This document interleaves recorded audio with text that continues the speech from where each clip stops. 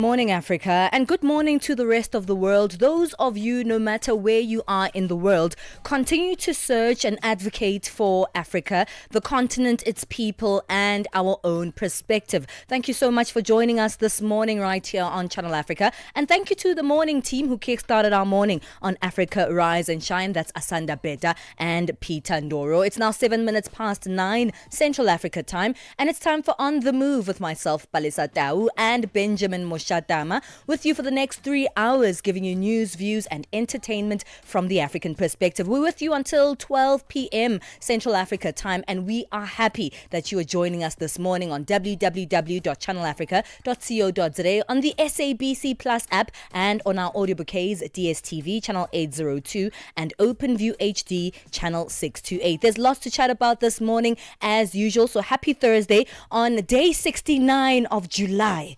It's finally the final day of this month. It's been so long. What's up with that? Everyone has been saying that July is long. July has been the longest year of this month. Not month of this year.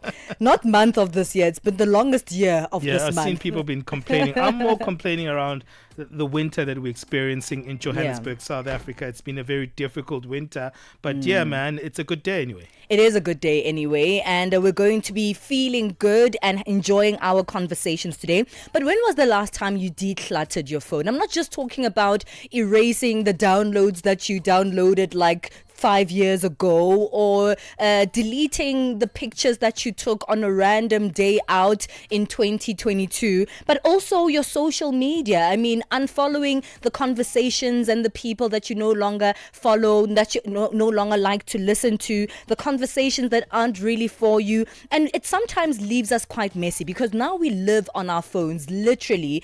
Our entire lives are in there, and this has a great impact on how we think, on how we live, but also on our mental well-being. We'll be chatting about that in today's first hour of the show, sort of decluttering your digital and your phone space and your digital space as well, to further improve your well-being, but also just get what you need and not all the other stuff, right? We move on into the second hour of today's show. A very interesting conversation, because yesterday we were speaking about trying things for the first time, and it was within that conversation that we realized that a lot of people don't want to try new things because they're more afraid of how other people are going to see them, and that people are going to be seeing them trying. And that can be put down into a phrase called the fear of being perceived. We're going to be speaking about that in the next hour of the show, speaking about the fear of being perceived. What is it, and why does it actually stop you from moving on into a better place in your life? We'll be chatting to Ntabiseng Ramatwala, counseling psychologist, in the second hour to unpack that conversation. It is our family and parenting corner in today's final hour. That's, of course, where we look at the family and parenting landscape of the continent and the world. And today we're speaking about learning disorders for children. But many a times, children who are struggling with learning disorders, their parents will be trying their best to try and find them perhaps the type of learning they need, to try and readjust them into the schooling system and to make sure that they can learn successfully. But what happens if the parents themselves also have a similar or a different kind of learning disorder, where there's a sort of a struggle there, a play at, I'm trying to help you, but I myself am struggling with the same struggles that you have in terms of learning. Yeah, like maths. I was just saying that yesterday. Yeah. That's my deficiency. Maths, maybe I'm making fun of it, but it can actually be very serious in many situations where there is a serious disorder or a learning incapability. So those are all possible. Stay in touch with us on all our social media platforms. At Channel Africa 1 is the magic handle where you can interact with us right here on Channel Africa. It's that easy. Look for us on TikTok, look for us on X, look for us on Instagram, all the platforms we're there, including Thread, and we're also on our Facebook page where we are streaming live. Thank you for those who are joining us on that live stream. Remember, it's on Facebook and also on YouTube. We use those platforms so you can engage with us, that you can be closer with us as we broadcast live. Este é o Caleidoscópio de Canal África, com Remo Samo e João Yabalá. O surto da cólera em Angola tem causado grande preocupação, afetando já mais de metade das províncias do país. Simultaneamente, a Agência dos Estados Unidos para o Desenvolvimento Internacional, USAID, um dos maiores doadores mundiais de assistência humanitária, decidiu não priorizar os países com maior incidência de malária. Para discutirmos as causas do alastramento da cólera em Angola e os impactos dessa decisão da USAID, convidamos o Dr. Jeremias Agostinho, médico e mestre em saúde pública, para partilhar a sua visão sobre o tema. A doença, nesse momento, representa o maior risco de saúde pública que nós temos. Nos últimos anos, a nossa preocupação esteve sempre centrada com os casos de malária, os casos de tuberculose e também de infecção por VIH-Sida. A forma como, em pouco menos de 2 meses, os casos de cólera vêm aumentando, acaba por representar, nessa altura, um dos maiores desafios que o país tem. É expectável que, nesta fase, o número de casos venha a aumentar. De segunda a sexta-feira, das 20 às 21 horas locais, este é o Caleidoscópio de Canal África. Get set and be ready to go. On the move with Palesa and Benjamin Moshatama. You're probably on your phone as we speak. Ben and I are on our phones as we speak. I'm looking around and half the people in the room that we're currently in and around us are on their phones as we speak. We literally live on these devices. And, you know, our lives are in there. The phone numbers of the people that we know are in there. Our important documents are in there. Our memories are in there. Our social media platforms are in there. And there's a lot going there. And most of us now have our heads bowed down, looking into these devices. And not only are we feeding into them, but they are feeding into us as well, from the algorithms of our social media platforms to some of the things that are long stored in there that we don't even look at anymore. When was the last time you decluttered your phone? No, I'm not just talking about those documents you downloaded in 2022 or those pictures you randomly took of a pretty flower that you saw in 1995 that's still on your phone. I think that would be relevant to Pete Andoro, because we were looking at how many pictures and videos were in our galleries. I'm at 3,700. Asanda Beta is also just past 3,000. And Pete Andoro is at 30,000 items in his gallery. That is insane. I mean, I wonder just how many things are in there, but also some of the things that he'll never get to see again. Not only that, on social media, as we change and as we have different interests, we also create that algorithm on our social media platforms. But usually you also, forget about those, you lose interest in some of those things, or they're just no longer relevant to you, but you don't declutter and you don't unfollow and you don't move away from them. So those things are still a part of your life in some way or another. Today we're speaking about taking back control of your digital space, from unfollowing what no longer inspires you to clearing out old apps and contacts. It's about creating a phone environment that actually supports your well-being. We're speaking on the line to senior brand and marketing strategist Mongezi Mtati. Mongezi, thank you so much for your time. Good morning. Good morning. Thank you for having me. Thank you so much. I wonder if you heard that I said our colleague Pete Andoro has over 30,000 items on his gallery, or in his gallery. And he's like, I'm sure I'm going to live my life forever and never get to see some of those videos and pictures that I put in there. Yeah, and I think that's kind of where we start, right? It's almost like those containers, call them Tupperware, that you have in your cupboard, that you think, I'm going to need this one day. Yeah, and they just gather dust. So if you imagine that these containers gathering dust are containers in your brain gathering all the dust of the world out there, then it's kind of concerning, right? Because you hold all of these things in memory, and memory that you kind of need, and not just phone memory, but human memory as well.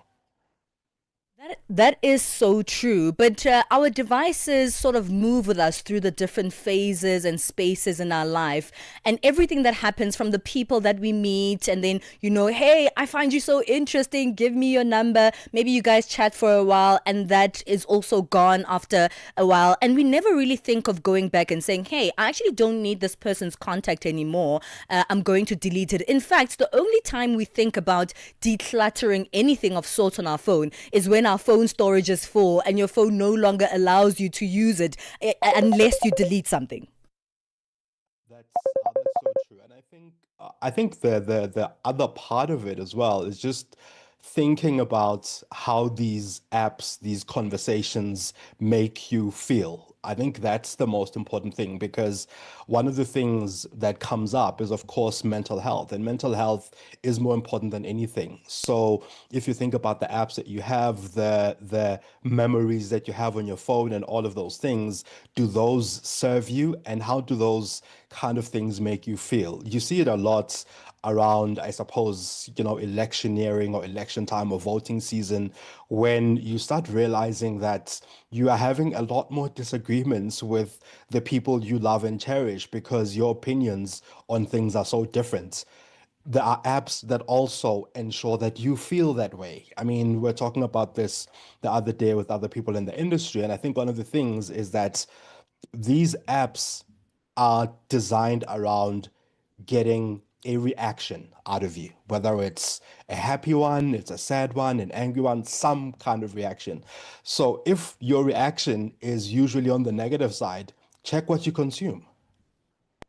That is 100%. And let's speak about the things that we consume because, I, for one, every time I get a new interest, I'll go on my TikTok and I'll type it in and I want to see, maybe it's a restaurant I want to try, whatever it is, or maybe a conversation that, grasps my interest. I'll go there and then my algorithm changes automatically. And then it starts showing me a lot more of those. That's how the algorithm works, right? But eventually I've lost interest in that or I've gotten what I need from it. But every now and then my algorithm will keep showing me that thing. How harmful is that? Not removing ourselves from spaces that we are finished or done with.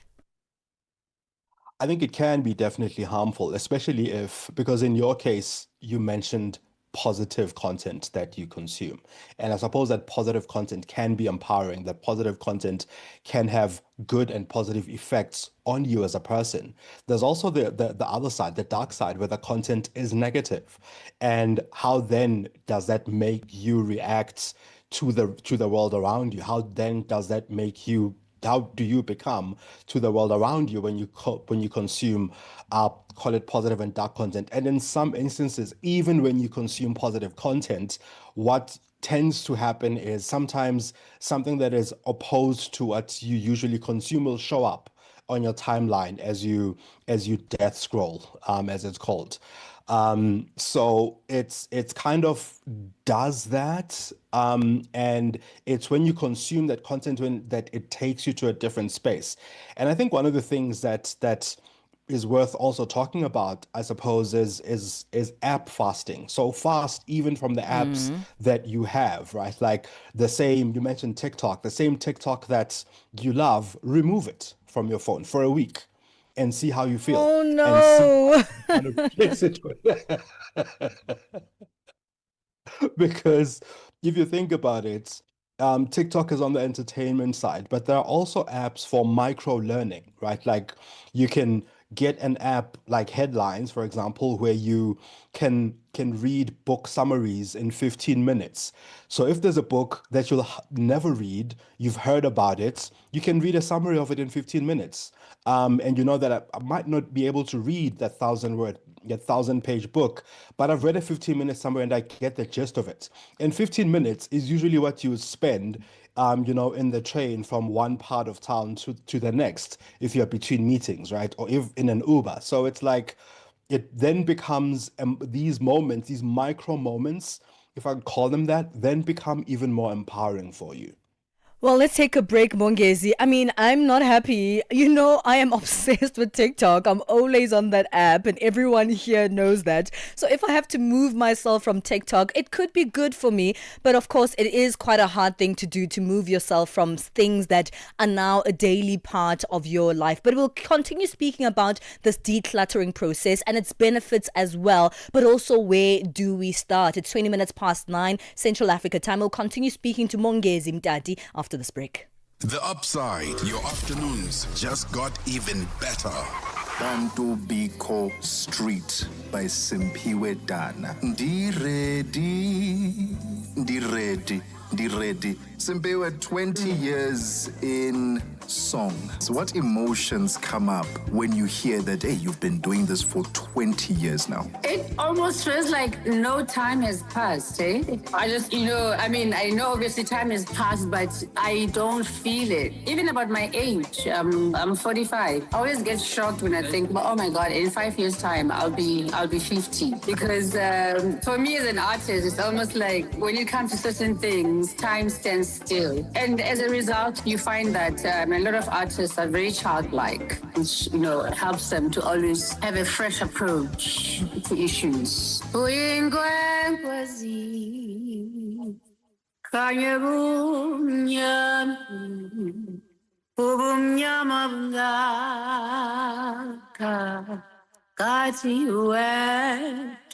I tell you what, I'm feeling healed just by that. We take no sides, none whatsoever. We are the Upside. 9 to 12 midday, Central African Time. On the move with Palesa and Benjamin Moshatama. Hey, let's keep moving with this conversation that we're having today. And I was watching something the other day. Actually, I was reading something that someone wrote on LinkedIn. It was very interesting and made me think a lot. The person was like, we get so boggled down with our phones and we never get time to do the things that we probably used to do before the phones were an overwhelming gadget, right? Like they were saying, I hardly spend time in prayer anymore. In fact, what I do most of the time, I'm always on my phone. So that person did a little bit of an experience, said, you know what, I'm going to take off TikTok from my phone, right?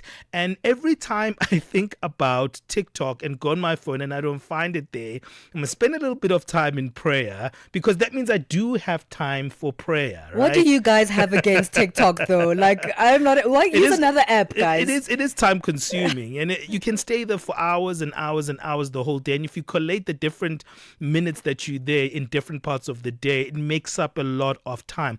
And it was interesting to hear the responses that people were saying that, yeah, there's so many things that we could be actually doing instead of always dwelling on our phones. And that's the conversation we're having. How do you declutter? And to help us on this one is Mongezi Mtati, Senior Brand and Marketing Strategist.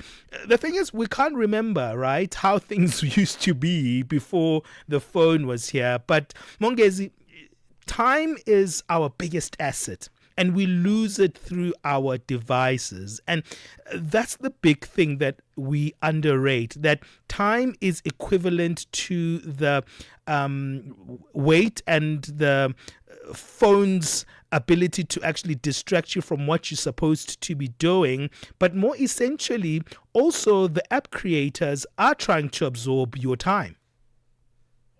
Yeah, this is true because the more time you spend, the more they're able to sell, right? The more time you spend, the more likely people are likely to buy, right? So that's basically it. Your time, you pay with your time for them to sell advertising, right? So I think to your point about the time we spend. I mean, and I for one am not to call it militant in terms of the time we spend. I think in a practical sense, what we should all be doing is auditing the amount of time we spend. Just give yourself a week with an app like Screen Zen or an app like Stay Free, which audits the time you spend on various apps. And just check after a week of having it, how much time you've spent on any of the apps that you have on your phone. And then perhaps adding another app or replacing one of them with something that either either serves one of the interests or one of the more empowering interests that you have, and spending some time on that the next week, and then just see how that improves your life. Because I think there's the one side of it, which is sort of commonly spoken about online, which is, delete some of the apps that don't serve you. Sure. But also as humans, we do need the entertainment. Entertainment makes us holistic beings. So if your phone represents that holistic being that you are, then you would have a health app, then you would have a learning app, then you would have an entertainment app, right? Not just overweighted towards only entertainment, towards only, I guess, what's happening out there in the world, which in itself can also be anxiety inducing. Yeah, that's so true. And let's also get into the amount of things that we have on our phone, how we can structure that. Do you have any advice, especially the memory collection? I know that we do that a lot, but I've lost so many memories by losing so many of my phones. Hasn't really helped me. I think one of the things that has helped me quite a lot, and I think this is, I suppose, where the apps get you, or where some of these platforms get you, is sometimes there are certain things that you have to pay a little bit for. So one of the things that has helped me was to pay for cloud storage space so that I can move some of these things into the cloud. It doesn't really help, right? It's like taking those containers that I started with and moving them to a different cupboard, instead of deleting them. But the fact that you're moving things from one device, from a device to another space, also causes you to think about, do I need this picture? Is this the best quality picture of these 10 same pictures of me standing next to that classic Yeah, car on a Sunday we, at a we shopping know mall, some right? phones are full of selfies, ladies. Exactly. And it's the same selfie. Like, you take the same selfie 10 times and you store all 10 instead of taking the best one. So I think this conscious moving of things into folders, conscious moving of images and things into other storage spaces forces you to think about, I only have 10 terabytes in this drive. So if I move all 10 of these same pictures, maybe just move one instead of 10.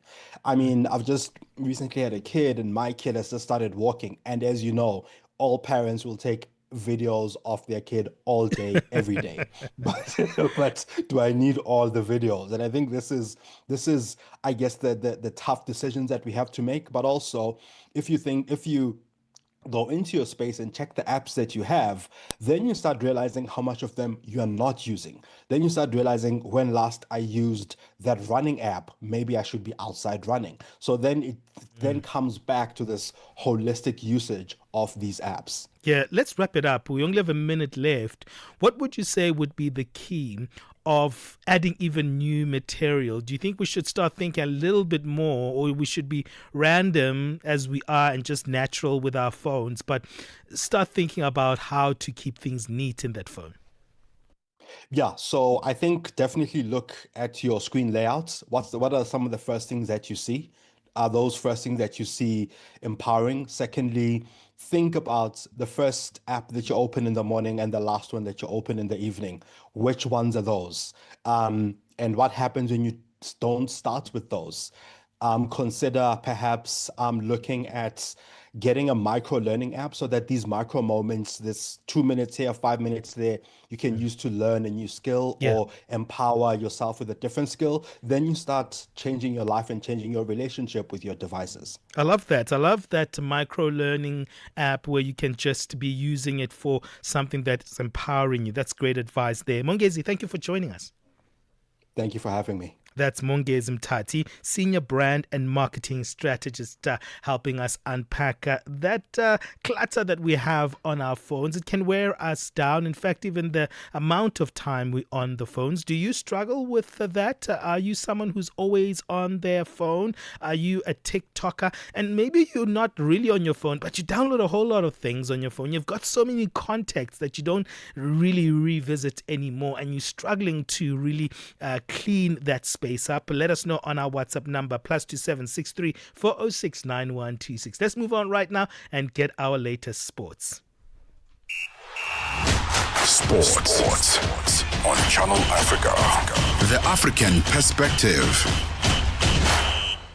And a very good morning from the sports desk. I am Musibu Dimakura with the latest sports news at the Sawa. So England captain Ben Stokes has been ruled out of the fifth and final test match against India with a shoulder injury and a devastating blow for the home side. Now the England as well as the Wales Cricket Board said Vice Captain Ollie Pope would lead the team in the match at the Oval starting today, while the England currently leading the series 2-1. So all-rounder Stokes has struggled with various issues in the 4 test matches against India so far. during which he has sent down 140 overs, the most he has bowled in any series. Now, the 34-year-old, who's now the leading wicket taker on either side with 17 scalps, has injured his right shoulder, his bowling arm, and is understood now he could need up to 10 weeks to recover from the current injury. On to football news now. Bafana attacker Keegan Dolly has voiced his frustration over the way South African footballers are treated once they reach the age of 30. Dolly, now 32, recently parted ways with TS Galaxy. This after completing a season with the club and currently finds themselves without any team. The experienced forward is part of the Bafana squad preparing for the upcoming African Nations Chan tournament in East Africa, and describes a troubling trend of neglect despite players' capability as well as competitiveness. It does disappoint, but I mean it doesn't only start with me.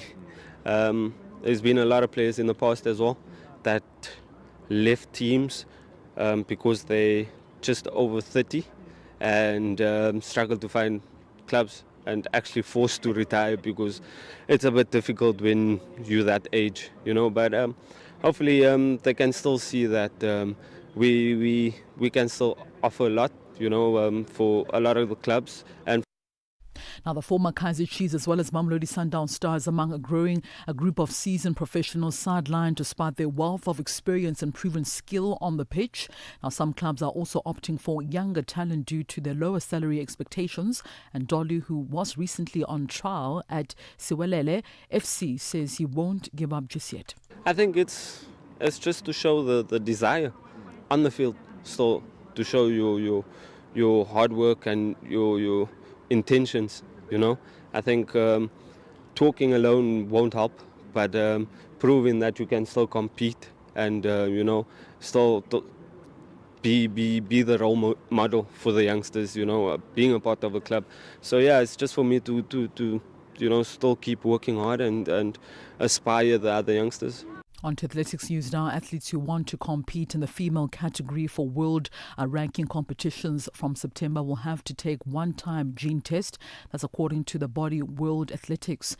Now, the new regulations come into effect from the 1st of September and will be applied to the World Athletics Championships, which will take place from the 13th until the 21st of September in Tokyo, Japan. The test for the SRY gene, which is part of the Y chromosome and causes male characteristics to develop, can be conducted via a cheek swab or blood test. If the test is negative for the Y chromosome, the athlete is eligible to compete in the female category. So if it's positive, they can then compete in the female category of non-world ranking competitions or in another category other than the female one. It is a test to be taken once in a lifetime and will be overseen by member federations. Now, World Athletics approved the introduction of a test in March to determine if the athlete is biologically a female. Meanwhile, World Boxing also approved the use of the SRY test in May when it introduced mandatory sex testing for the athletes in May of this year. And finally, Tunisia's Ahmed Jawadi clinched his first significant title, this by winning the 800-meter freestyle at the World Swimming Championships on Wednesday, executing a perfectly timed strategy. Now, Jawadi made his decisive move halfway through the race in Singapore, pulling ahead to finish in 7 minutes 36.88 seconds, outpacing German competitors Sven Schwartz, who finished in a time of 7 minutes 39.96 seconds in second, while the 400-meter champion Lucas Martens was in third in a time of 7 minutes 40.19 seconds. Now, having placed fourth at last year's Paris Olympic Games, the Tunisian recorded the third fastest time in history. He also dedicated his victory to fellow Tunisian Ahmed Halfoni, a former Olympic as well as world champion who was handed a 21-month suspension in April due to 3 anti-doping violations. Well, that is a wrap from the sports desk at this hour. For any sports stories you'd like to share with us, simply send us an email. The email address is newsroom@channelafrica.co.za or give us a call. The newsroom line is +27 11714 4459. It's 9:35 a.m. Central African Time. I'm back with more sports news in the next hour. For Channel Africa Sport, I am Mosibu Di Makura. Sports on Channel Africa. The African Perspective. Hi there.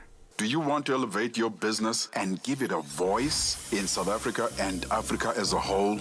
Well, in that case, let Channel Africa make this a possibility. Channel Africa is willing to advertise your business for as little as 30,000 rands or $1,719.18. To get access to these great rates, send all requests to mukwenata@SABC. That's MOKOENATA@SABC. Channel Africa, the African perspective. Get set and be ready to go. On the move with Palesa and Benjamin Moshatama. Thank you, Musibudi Makura. Let's get our latest business news now.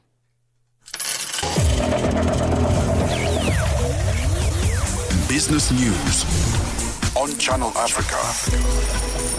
The African perspective. Thank you, Palesa. Good morning. There are growing concerns that the latest directive issued by the Tanzanian government prohibiting non-citizens from owning and operating businesses across 15 specific sectors will push away foreign investment and fuel trade tensions in the East Africa region. Tanzania is set to introduce this policy with the aim to safeguard opportunities for local entrepreneurs. SABC News correspondent in Tanzania, Daniel Kijo, reports that there has been talks in Kenya regarding introducing retaliatory tariffs to Tanzania, with diplomats and chambers of commerce in the region seeking clarity on how the ban will be enforced. So this is where I think many of the questions that businesses have in terms of what exactly will it look like, this enforcement policy. We know that there are a lot of foreign nationals from all over East Africa and Tanzania, as well as in other parts of the world like Chinese small-scale traders, who traditionally were seen as major investors in the country. Nurses in Nigeria's public hospitals began a 7-day warning strike yesterday, demanding improved remuneration, better working conditions and increased recruitment. This comes after a 2-week ultimatum to the government expired without resolution. The National Association of Nigeria Nurses and Midwives warned that if their demands are not met by next week, the union will embark on an indefinite strike, the first in over 2 decades. A meeting on Tuesday between the union and the government delegation led by Labour Minister Mohammed Dingyadi ended in a stalemate. The impasse underscores the growing rift between healthcare workers and the government, leaving patients vulnerable as hospitals brace for further disruptions. As various countries scramble to strike trade deals with the U.S. ahead of the 1st of August, when the U.S. reciprocal tariffs are set to be reimposed after a 90-day pause, one of the countries that will be the hardest hit is Lesotho, with reciprocal tariffs of 50%, a higher rate than any other country when they were announced by U.S. President Donald Trump in April. The Chief Executive Officer of Private Sector Foundation of Lesotho, Thabo Qesi, says the country's economic prospects beyond the 1st of August are precarious as the textile sector remains vulnerable, coupled with high unemployment rates and poverty. We don't see how we can cope with the 50% tariffs. There's no way we can expect the textile and apparel sector to continue to do the business with the U.S. with that rate. Already, the buyers have stopped to place orders in our factories here, and some of the factories, they've begun to put the workers on short time. As we speak, there are some workers who are already at home now. South Africa's Constitutional Court will today hand down its judgment in the long-drawn legal battle between Nkosana Makate's Please Call Me versus telecommunications giant Vodacom case. The Apex Court will rule on whether the Supreme Court of Appeal acted beyond its jurisdiction in setting aside the $2 million compensation for Makate made by Vodacom. Judgment is expected to be delivered at 10 a.m. Central African Time. Refilwe Mekwa reports. The case, which has dragged on for over 2 decades, centers on Makate's invention of the Please Call Me service in November 2000, which allows users to send free callback requests. This service has generated billions in revenue for Vodacom, and Makate believes he deserves fair compensation. The Concord will rule whether the Supreme Court of Appeal acted beyond its jurisdiction in setting aside and substituting the High Court's order for Vodacom to compensate Makate, calculated at 47 million rand. Refilwe Mekwa, SABC News, Johannesburg. U.S. President Donald Trump says it will be difficult to make a trade deal with Canada after the country announced it is backing Palestinian statehood. Israel accused Canada of rewarding Hamas. The Canadian Prime Minister Mark Carney says he needed to preserve hopes of a two-state peace solution. He says the move would happen in September as long as the Palestinian Authority carried out democratic reforms. France and Britain have made similar announcements in recent days. The BBC's Tom Bateman reports. Canada's move following Britain and France leaves the US increasingly isolated in its unyielding backing for Israel's approach to the war in Gaza, and it highlights the strategic vacuum being left by Washington that had traditionally led diplomatic efforts towards a viable longer-term peace in the decades-old conflict. Israel called Canada's announcement part of a distorted campaign of international pressure and a reward to Hamas for October the 7th. $1 in Nigeria is trading at 1,000 naira 530, Botswana 13.32. Kenya, the dollar is at 128 shilling 53, Zambia 22 kwacha 95. BRICS countries, $1 in Brazil is at 5 real 58, Russia 81 rupees 25, India 87 rupee 43, China 71 18, South Africa 17 rand 91 cents. $1 is 75 pence to the British pound and 87 to the euro. Looking at commodities, gold is at $3,294, platinum at $1,332 per ounce, the price of Brent crude oil at $73.13 a barrel. For any business stories you'd like to share with us, please send us an email to newsroom@channelafrica.co.za, or you can call us on +27 11 714 4459. For Channel Africa Business, I am Chandruko Ligege.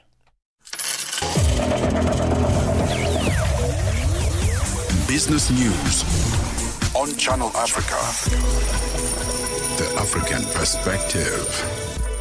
Africa at Play with NATO and ETO chairman. The Confederation of African Athletics CAA President Mr. Hamad Kalkaba Malboum talk to us about the state of athletics in Africa as it stands, and what picture are you looking at 5 years later? Yeah, athletics in Africa is strong. We are able to organize our major events in time. Like this year, we will have the under-20 and under-18 African Championship in Nigeria. Next year, we will have the senior in Ghana. In 2027, we will go back to Algeria to organize the under-18 and under-20. And then 2028, we will have the senior championship in Gaborone in Botswana. Well, by this program, we can increase our performance. And at the same time, we are considering the fact that within the British Federation, they are identifying young talent every year within the national program, within the scholarship championship. And so the athletics in Africa is in good standard.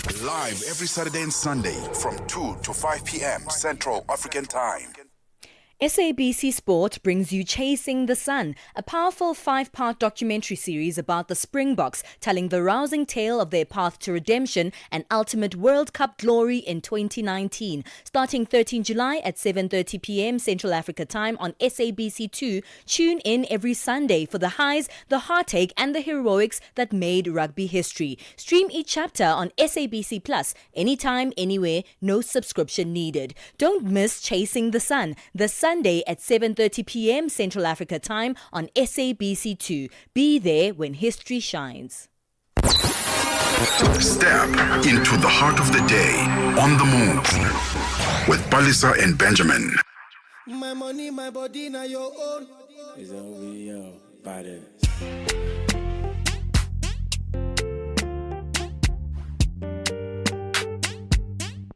If If I tell you, say I love you, oh. My money, my body, now your own, oh baby. 30 billion for the account, yo. Yeah. Versace and Gucci for your body, oh baby. No do, gotta for me. No do, say that, oh. No do, shakara, oh. No do, gotta for me, oh. Girl, you're beautiful too. My number one in tutu. Sipping bruku tutu. For your love it tutu. I go chuku. Biko obianuju. Sure you do me juju. Cause I'm feeling the juju. Shake it to you. I wanna dash it to you. Take it. You can have it to you. Take it. You know I got this in you. I love you. I love you. There's nothing above you. There's nothing above you. Bridget, you. I like your mini skirt, you. Okay, you carry fancy, you. If I tell you, hey, I love you, oh. My money, my body, now your own, oh baby. 30 billion for the account, yo. Yeah. Versace and Gucci for your body, oh baby. No do, gotta for me. No do, say that, oh. No do, shakara, oh. No do, gotta for me, oh. Yeah, you're beautiful too. My number one in tutu. Sipping bruku tutu. For your love it tutu. I go chuku. Biko obianuju. Say you do me juju. Cause I'm feeling the juju. And you know say nobody holy. But I don't go tell you story. I gotta be your man.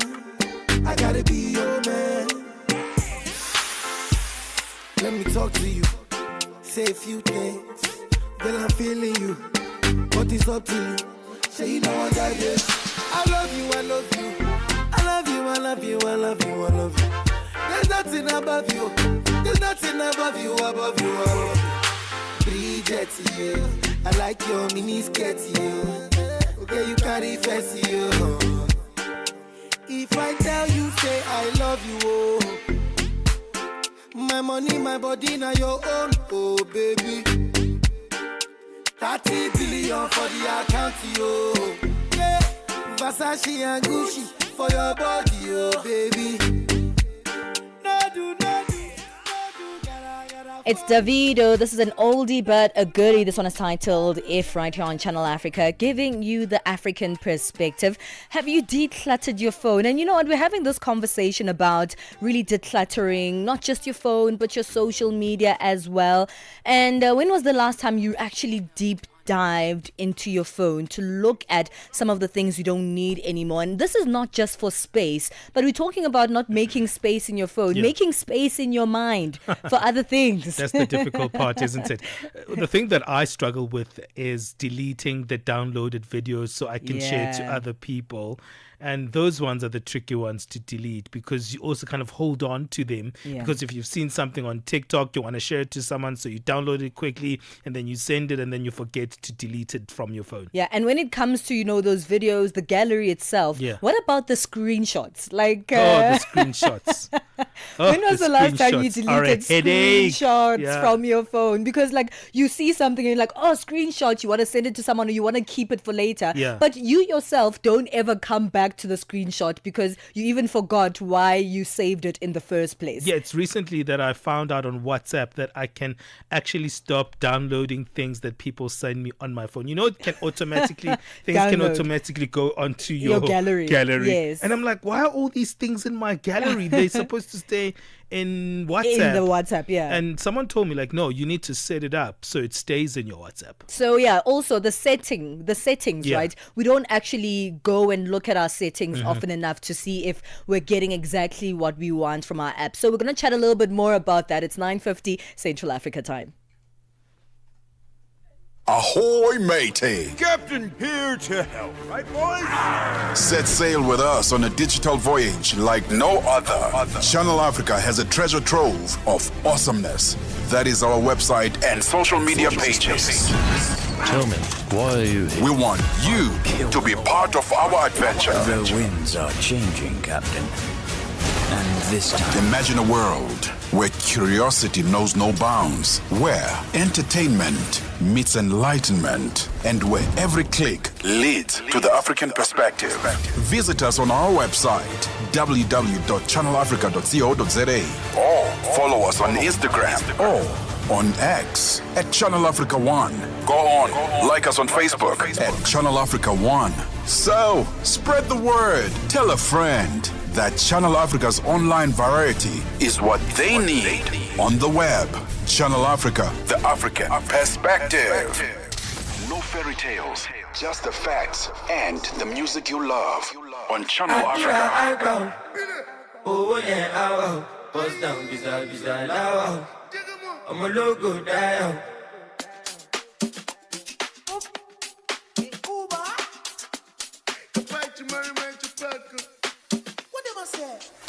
Cash money, I'm a yummy job.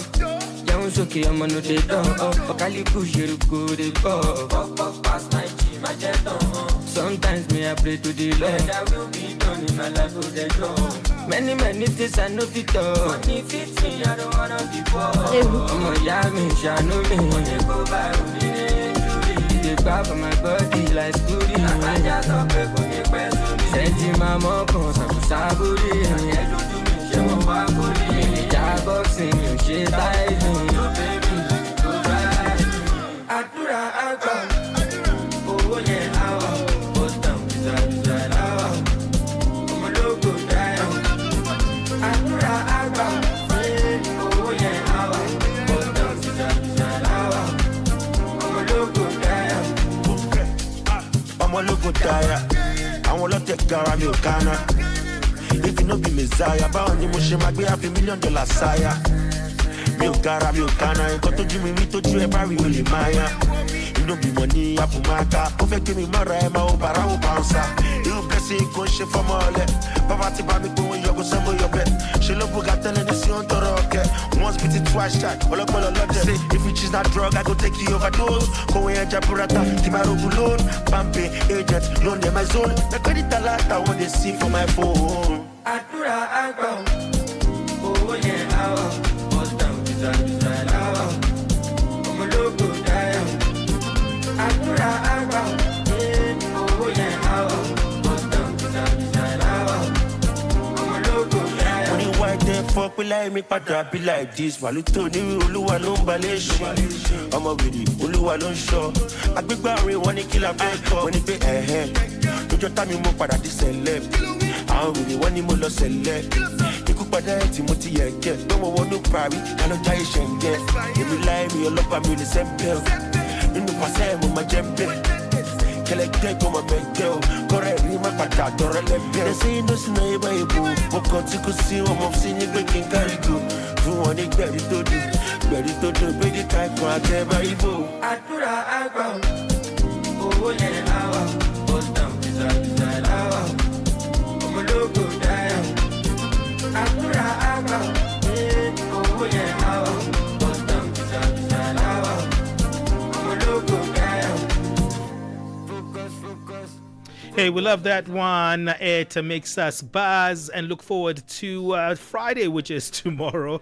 Hey, we're anticipating the weekend. It's the end of the month, so you know it's always a killer weekend at the end of every month. Well, that's Latan with Asake. The one is titled Bust Down. It's 54 minutes past 9 o'clock Central African time, and we speaking about decluttering your phone. Have you tried doing that? And how long does it take you? Do you use an app to do that. I don't like using the apps to declutter my phone because you don't know what thing will be deleted. Right. Or do they delete the duplicate of the picture? I'm not quite sure. Yeah, because you know what? It takes also so long to do it manually, right? Yeah. If you're actually trying to go there and declutter, you need literally to give yourself an entire day. It's a mental to health do crisis that. in itself, It decluttering is. your phone. It is. Because you know what? It's actually so hard to choose for yourself the kinds of things you want to remove, especially when it comes to like pictures and videos, right? Because you go in there and you sort of you get attached. You get attached to the things that you put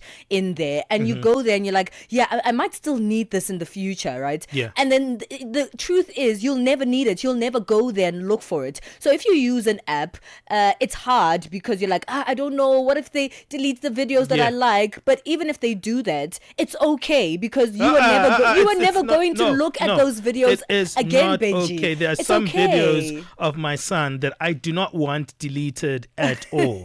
Like there's just some memories that are like I can never replace them, you know. And what about cloud storage? Because you say, okay, let's put some of the things on the cloud and then I'll remove them physically from my phone. That's also like you have to be manual about it if there are specific things that you don't want to get rid of. Yeah. Would you give yourself an entire day, maybe a Saturday, It's a crisis. to Imagine spending the declutter whole day. your phone? Maybe you like, okay, this is a decluttering day. Yeah. I'll have my glass of champagne on the side. I'll have my, what do they call that? Okay, board? The I'm sold. cheese I'm sold. I'm board. decluttering on Saturday. Did you just say cheese board and champagne? I am sold. I'm decluttering. I'm doing that. Yes. So yes. maybe that's an idea, right? Just make it a thing, an event. Like, you know what, this is my me day. Right. And I'm going to Decluttering declutter my day. phone. Oh, but are you really? Because once you were having fun with the cheese board and the champagne, you start looking at the videos and like, oh, this was so nice. I'm not deleting that. Oh, this was so great. I'm not deleting that. Oh, that was a great No, holiday. that's a big I'm not, possibility, Like hey? pictures of sunsets. I don't want to tell you how many pictures Dude, yeah, of sunsets. I have the same problem with food. I don't know why I need pictures of food on my phone. Yeah, and it's yeah. not like I'm going to go back and like lick the screen and taste the food. I don't get it. The food that you eaten, right, at the restaurants, and you take a picture, but then you don't post it. That's the thing. I also have that problem. I Yeah. go to nice places, and I'm like, oh, this is so nice, and I take pictures you don't of the share it place, with anyone as and I well. take pictures of the food, and I take pictures of myself, and I just never post it. I Yeah. don't share it with anyone, and it's just there, sitting there. It's not like, it's a great memory, but a picture of a plate No, is it's not not a really memory. going anywhere. It's not a real memory. No, not really. Because it's not like one day you're going to be like, what was I eating on that day? You know what I mean? Yeah. It's going to be about the people you were with or what you experienced on that particular day. But decluttering is a big thing. It is. I don't know about you, but I think you have to think about more of like what matters. And I don't think we think about what matters anymore. I think we're just trying to collect memories.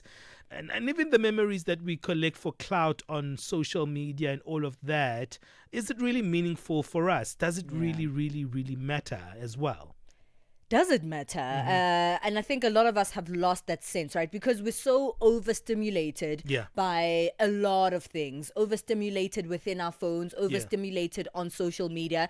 And we are now a part of so many people's lives that we really forget the things that mean the most to us. And perhaps what's in our phone should reflect that. Does it? Probably not, but it's hard to also pinpoint what matters when you get in there. Yeah, what do you think about that conversation? Have you struggled with decluttering your phone, or do you think it doesn't matter? Ben, it's just a phone. Palesa, what are you guys on about? It's not a mental health issue, this one. It's just a phone, and I'm just on it for whatever I'm on it for. Yes, to collect these memories, but it doesn't actually matter. What's your take on this one? Remember, WhatsApp number is there for you to stay engaged with us. +2763 406 9126. We're moving into the second hour of the show, and it's kind of related, right, to this, because on our phones also there is this kind of thing that we want to be liked, and the likes are important, the views are important. How many people are following you on TikTok? I'm on TikTok right now, and I'm kind of like feeling that pressure, like, oh, I only have 200 followers, people have 10 million. That means I don't compete with the mega TikTok influencers. And you know what, in that sense, I'm probably going going through what we're going to be talking about in the next hour. The problem of how you are worrying about how you're perceived by others, and also that idea of that fear of being perceived makes you stop doing things, makes you stop venturing out and being the person that you want to be. That's what we'll talk about a little bit later on our show. Stay with us right here on Channel Africa. Remember, this is where you get news, information, entertainment from an African perspective. Let's get that African perspective in the news and get the latest details from our news desk. SABC News. The African Perspective.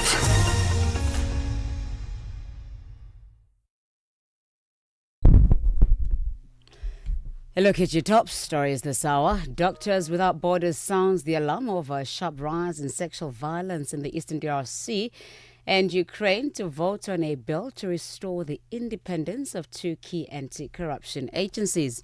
Your latest news. Greetings to our listeners. In the wake of renewed conflict in the Eastern Democratic Republic of Congo, Doctors Without Borders is sounding the alarm over a sharp rise in sexual violence.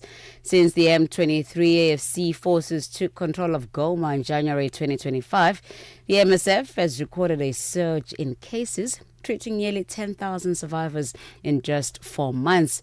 The humanitarian organization says the situation remains dire, with health facilities overwhelmed and insecurity worsening across the region. The MSF's deputy head of programs in the DRC, Davina Hales, explains. So we have not seen a decrease in the number of sexual violence and survivors in North Kivu, in Goma especially, since last year. So in 2024, we recorded around 40,000 cases. In the first 4 months of this year, we've recorded 10,000 cases in Goma and Sake alone in MSF facilities. We're extremely worried and extremely concerned about the situation. The current insecurity in Goma and North Kivu is having an impact on access to healthcare for all the survivors of sexual violence in terms of accessing our services. The World Food Programme has warned that drastic cuts to humanitarian aid in northern eastern Nigeria has left more than 1 million displaced people at the mercy of militant groups. The BBC's Ensoi.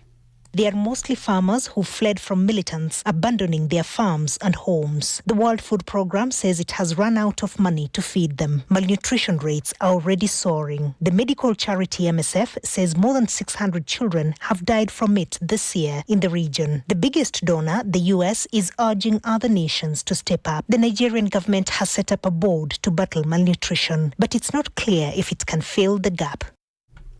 South Africa's President Cyril Ramaphosa has argued that he could not have exercised his constitutional power to dismiss Police Minister Senzo Mchunu without first investigating allegations against him.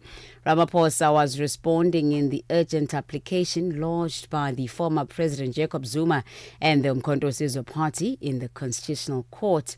The application claims 3 interrelated decisions taken in response to corruption allegations made by the KwaZulu-Natal Police Commissioner Nhlanhla Mkhwanazi were unlawful and unconstitutional.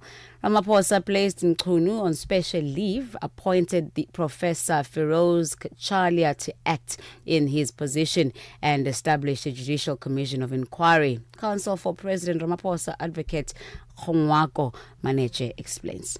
That need for investigation in that context is to enable the President to discharge the power to dismiss in a manner that is consistent with the Constitution and the requirement of the principle of rationality. Because the principle of rationality requires that the process leading to the taking of the decision, in this case the dismissal of the minister, the process must itself be rational because it must inform the President properly on whether there is a basis to dismiss. And the President says, I can't reach that decision lawfully, consistently with the Constitution, without giving the opportunity for those allegations, broad allegations, being investigated. Ukraine's parliament is expected to vote later on a bill to restore the independence of two key anti-corruption agencies. President Volodymyr Zelensky was heavily criticized last week for signing a new law that brought the agencies under political control. The BBC's Vitaly Shevchenko. Protesters in Ukraine, there have been days and days of protests. They're saying it has everything to do with the war with Russia because fighting against corruption, fighting for democracy is central to the Ukrainians' cause. And now critics of Volodymyr Zelensky are saying that he's basically running the risk of turning Ukraine into another Russia. So he's saying that he's listened to the critics and this bill will reinstate powers and the independence of those two key anti-corruption agencies. Now, retired Nigerian Brigadier General S.K. Usman, who served under the presidency of the late President Muhammadu Buhari, says Buhari was able to turn around the military in Nigeria and improve working conditions because he was also a former military general. S.K. was speaking to Peter Ndoro on the latest episode of Channel Africa Conversation podcast. The impact is tremendous in the sense that it gave the military a greater sense of direction, strategic direction, and there was improved welfare of the serving and retired military personnel. So I think those are the kind of legacies. And most importantly, the best welfare to a military personnel is training because you sweat, more in peace than you bleed less if you are well trained. So basically, he understood, having been in the military himself. And by the way, he was credited to being a no-nonsense leader. Recapping on your top stories in the wake of renewed conflicts in the Eastern Democratic Republic of Congo, Doctors Without Borders is sounding the alarm over a sharp rise in sexual violence. Channel Africa News, I'm Onelin Tsinzi. SABC News. The African Perspective.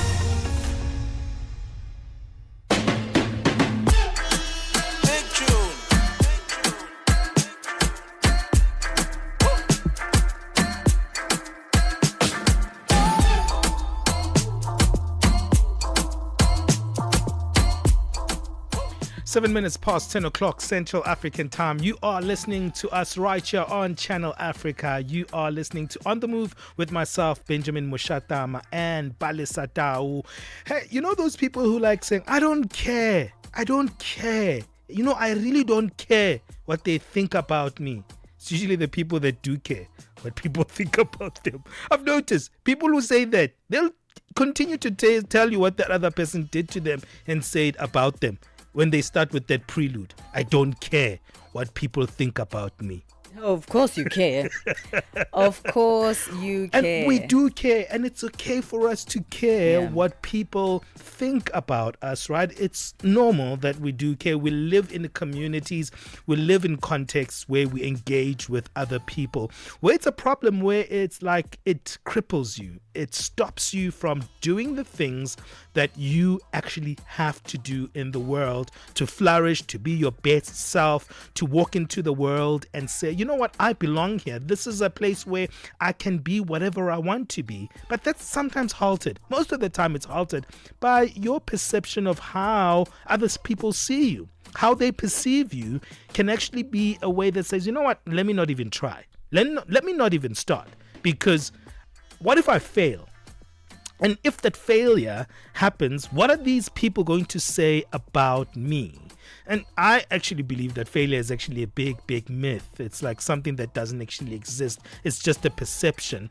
But once you experience failure, then you probably will know that, you know what, it's not so bad after all. But it's that failure that makes you kind of not want to even try because of what other people will say about you. So we're going to be speaking about, that fear of how other people perceive you. How can it cripple you? That's going to become part of our Becoming interesting conversation just in a few minutes' time. Absolutely. You can let us know what you think on this one. At Channel Africa 1 is where you can find us on our social media platforms. We're on X, we're on Instagram, we're on TikTok, we're on Threads, we're on YouTube, and we're live on Facebook, simply Channel Africa. We're also live on YouTube as well. So go on there, join us on our various platforms, follow us. We'd love to have you as a part of this incredible family. You as the most important member of the family. Let's hear your thoughts as well on our WhatsApp number. That's +27 63 406 9126. We'd love to hear from you. It's 10 minutes past 10 Central Africa time, and this is the second hour of On the Move.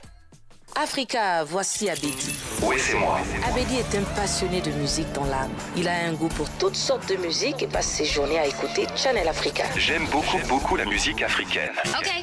Devinez quoi? Channel Africa veut aider Abedi et les mélomanes du monde entier à découvrir encore plus de musique incroyable. C'est pourquoi Channel Africa appelle les artistes africains à soumettre leur musique. Chers artistes, n'oubliez pas de nous fournir toutes vos informations pertinentes à l'email adresse musique@channelafrica.co.za. Les soumissions sont votre chance d'être entendues, mais elles ne garantissent pas une playlist.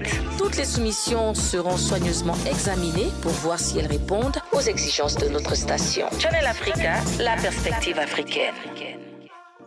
Ahoy, matey! Captain here to help, right, boys? Set sail with us on a digital voyage like no other. Channel Africa has a treasure trove of awesomeness. That is our website and social media pages. Tell me, why are you here? We want you to be part of our adventure. The winds are changing, Captain. And this time... Imagine a world where curiosity knows no bounds, where entertainment meets enlightenment, and where every click leads to the African perspective. Visit us on our website, www.channelafrica.co.za, or follow us on Instagram or on X at Channel Africa 1. Go on, like us on Facebook at Channel Africa 1. So, spread the word. Tell a friend that Channel Africa's online variety is what they need on the web. Channel Africa, the African perspective.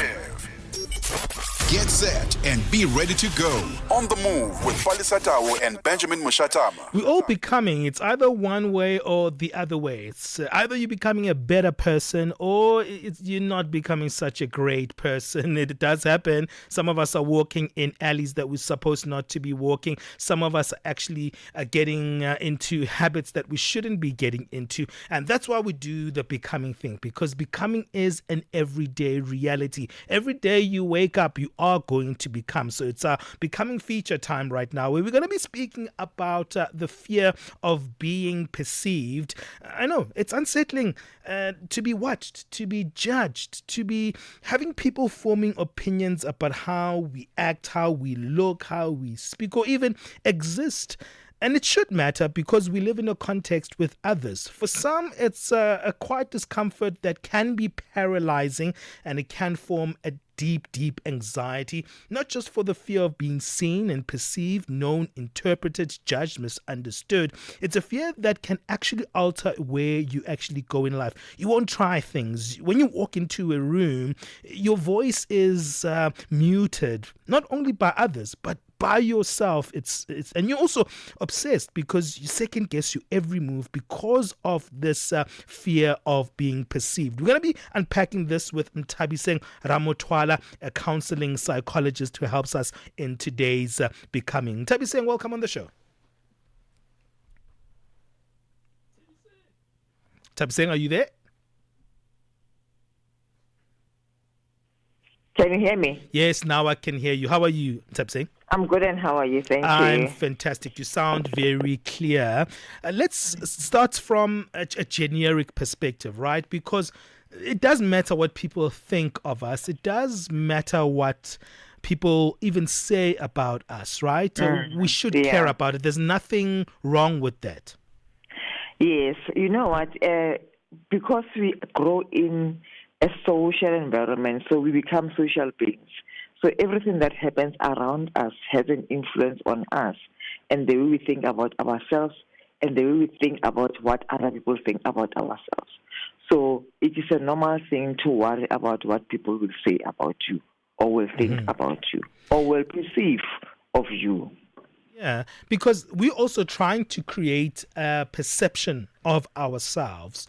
And that's also okay, because most of the time people would actually demonize that the way you represent yourself in a room, the way you walk into an environment shouldn't actually matter. But it does matter how you actually show up and how you are also seen by others. It matters because just imagine generally, everything that you do is feedback. And when people say things that you do, that says you are doing something, that's feedback to you. The interesting part is that we normally want to say, don't think about what people think, but we appreciate when people think only positive things. And they can also think negative things of you. So it's important to think about it as you go out. Today, as I leave my house, as I get out of my door, what image am I projecting out there? What message am I sending out? How am I going to be perceived by the world? Yeah. But where it gets really bad is what we're going to be speaking about now is where the perceptions of others actually cripple you. They make you less of yourself. They cripple even you fulfilling your potential. There are people who are such introverts to a point that they don't also want to be seen by others because they fear what others will say of them. How do you know that, you know what, I am so self-conscious to a point that I'm actually afraid of what others think of me? You know, you mentioned a few things that when you think about those things and they cripple your social interaction, as soon as you can't be normal around people, you are afraid to go out, you're afraid to speak to people, you're afraid to speak in public, you're afraid to do normal things that normal people do, then you must know that you are actually making a mountain out of thinking about how people perceive you. Then you must seek help. You know, let's speak about perception on its own, because it's two ways, right? We have certain perceptions of ourselves that have come into play through our upbringing, some of our experiences, perhaps our traumas, and even our joys play a part in the perceptions we have of ourselves. Is the fear of perception that people won't see us the same way that we see ourselves, or maybe even people will see us in the same way that we see ourselves?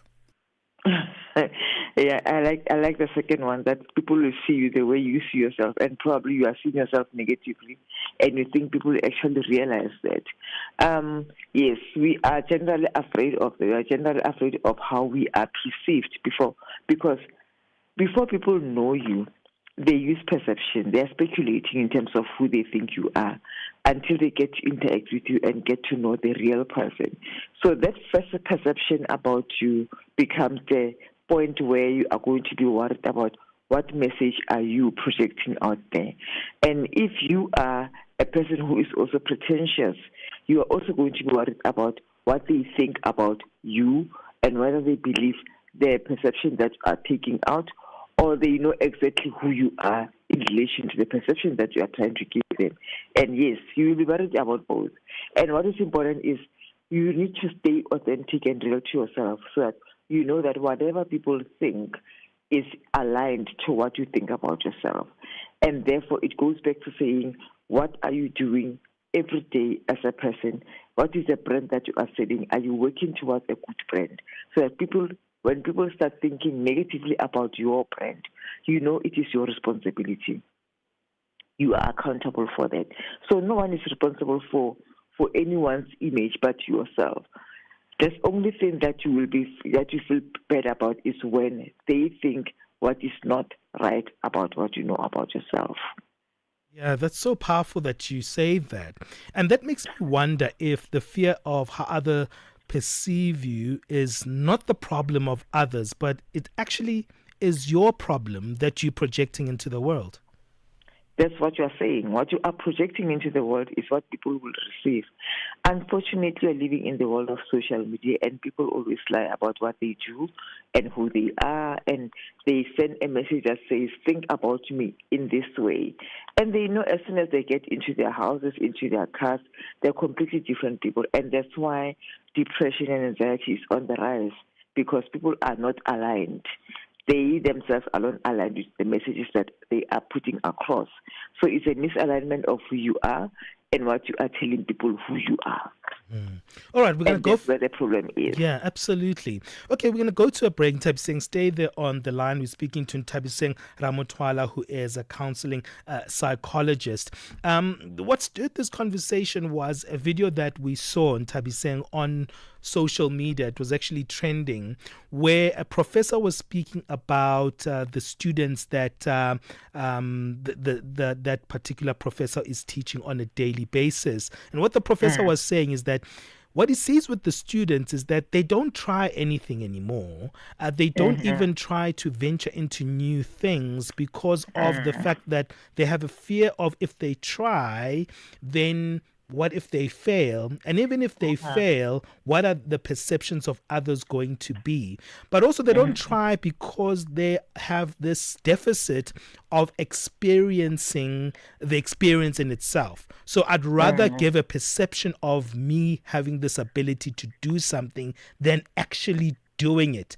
And that was the problem that they were unpacking there. So we'll speak a little bit about that after the break. It's 20 minutes past 10 o'clock Central African time. This is On The Move. The Morning Switch Weekend with the Shy Guy.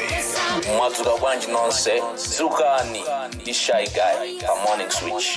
Have you ever listened to a song and then it gives you goosebumps? Because it takes you way back in the 80s. My goodness. Yay. Woo. Hey, baby. You hear Yvonne Chaga Chaga there. I want to talk to the DJ. And then the DJ goes like, hey, baby, I've got you on the other side. Huh? There were no WhatsApps then, right? There were no sliding in the DMs at the time. Oh, man. Your weekend mornings are activated with the Shy Guy on the Morning Switch. No time to waste. Be on the move with Benjamin Moshatama and Palesa. We're chatting about the fear of being perceived, where you have a crippling fear of doing something, of venturing into something, or even walking into spaces because you're too afraid on how others are going to perceive you. We're still chatting about this with counseling psychologist Ntabiseng Ramotwala. Let's speak about the crippling effect of the fear of being perceived, because it might actually be stopping us from achieving what next we actually need to, or actually walking onto the path that will get us to the next phase of our lives. Ntabiseng. You know, when you fear of being perceived, it's actually, if I always say, when you live your life, from which position are you doing it? Are you doing it from a position of fear, or are you doing it from a position of love? Are you doing it from a position of weakness, or are you doing it from a position of weakness, of power? So it's either power or weakness, or love or fear. And when you do it from a position of love and power, you believe and you know that you are supposed to be here. You are not representing anyone. You are not a copy. You are an original, which means everything that you do is for you. Although you know that generally life is a duplication. You are a duplication of your parents. Your parents are a duplication of their parents. So nothing is really original, but we stem from the point that think of yourself as an original of the person that you are today. And everything that you're going to do today is what you want to do, and is the origin of everything that you're going to do going forward. So if you start off by thinking, I am fearful because people are watching me, what's the worst that could happen to you if people are watching you? Yeah. Yes, they must watch you. And yes, they must watch you because you must then project something good for them to be able to watch, you know. Think like that. Wake up in the morning and say, I'm going to give people something to think about. There's a new term. That's something is going to be a positive thing. Yeah. And there's a new term that's making the rounds on social media. I think the Gen Zs love this term a lot. It's called cringe. And people are afraid that anytime they do something, it's going to look cringy. And people are going to look at them and sort of like, oh, I don't like that. And, they're going to get the ick. That's what they also say. Like, oh my goodness, that's going to give you the ick. Oh, wow. These words. Yeah, all these words, right? And also the growth of these particular words on social media also add to everybody getting that additional fear of being perceived, because the more popular words like cringe and the ick get, everyone is like, oh, this means that anything I do, others could be perceiving me as like not good enough, or oh man, what are you doing? Why are you doing that? It's not cute. Meanwhile, it's actually the same people have the same perception of themselves as well. So everyone thinks they're going to be cringy. That means nobody is trying anything and nobody is going out of their way to try. That means everybody's dying. I actually, if our young people are going towards that direction, I actually would miss our generation and the generation before us, because we always believe that any attention is good attention, whether it's negative attention or positive attention. Because if it's negative attention, it is making you think about it and think about changing your behavior or whatever you are trying to do into a positive thing. And if it's a positive thing, then it is going to make you excel in what you're doing. So we encourage people to do what they wanted to do, and whatever feedback that you get, use that as a stepping stone to be better than to actually cringe, as you say, and disappear because you're thinking people are saying you are bad. So who is going to live your life? Yeah, there's no one else that's going to live your life. But and the question is, ask yourself, let's say at the end of your life, when the curtain closes, what do you want to see? What is the message that you want to see being said about you? Yeah. You were born, you lived, you were fearful, and you died. Yeah, nobody wants that. Don't want that. That's definitely not what you want to see on your obituary one day, right? Yeah, you were born and then you were fearful and then you died. Yeah, that's so heartbreaking, right? Yeah. But then how do we go beyond that? So because some yeah. people, it's crippling to them because they're struggling with the mental capacity to deal with going beyond that. What should they actually be doing? Maybe training their minds to think differently about themselves, but also about others. You know what? I think also with others, we don't give people a chance enough to know that actually they don't think as badly as we think they are about us.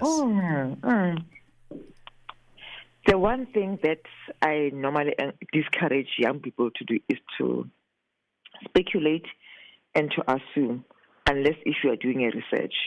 You know, in research, it's allowed that what is your assumption, and therefore you are going to either challenge your assumption or agree with it. But in real life, try not to assume or to speculate, because that will get you into hell. As soon as you start assuming that people are thinking negatively of you, if you are dressed this way, they'll think you are, ooh. If you are doing this date, ooh, it's creepy, it's somehow. Then you're going to live your life according to the standards of people, and that is going to change every day. And don't know what makes them one brown coffee today and one black coffee tomorrow, and one creamed coffee the following day. You don't know what is driving them. What is best is that you know yourself, you know what is driving you. So believe in your standards. Create your own standards. And yes, society will have our benchmarks. We know that in society there are certain rules, there are certain boundaries that you can't cross, there are certain things that you can't do in public. Fine, those are societal boundaries. But for you, what are the standards that you have for yourself that you are going to keep and you're going to protect, to hold up there? And the one thing that can help you as a person not to succumb, feeling like people are watching you, is to believe the goodness in yourself. That's number one. Number two, not to exaggerate what about you. They may be saying, today your style is awkward. It doesn't mean every day and all the day, and every day of your life, your hairstyle will be awkward. It was for that day only, So tomorrow, you can change it and do something else if you think you need to satisfy them or to make them feel happy, But what I encourage is to live your life truthfully. If you live your life truthfully, then you don't have to explain, you don't have to argue with anyone, because your life, it is what it is. But if you're struggling with it, go to therapy, speak to somebody, join social groups, and then on the overall, think of yourself positively every day. Look for 3 big, beautiful things about yourself that will help you step out into the street. And every time you think about anything negative about yourself, substitute that with 3 that are positive. Well, that's incredible, and I think it's a great way to wrap up this conversation, Tabi saying. Thank you so much. And I think, I think people should be more fearful of the obituary saying they lived, they were fearful, and they died, more than actually taking the steps to be perceived by others or taking the steps to live their lives the way that they wish. Thank you so much for your time. Thank you for having me. That's counseling psychologist Ntabiseng Ramotwala chatting to us about the fear of being perceived. It's 10:30 Central Africa time. Let's bring back Musibudi Makura for our latest sports. Sports on Channel Africa. The African perspective. Thank you so much, Palesa. Very good morning once again from the Sports Desk as the continent braces for kick-off in the Total Energies CAF African Nations Championship. Nigeria's locally based Super Eagles side, better known as the Home Eagles, are quietly putting the final touches on the campaign they believe could also end a historic first title.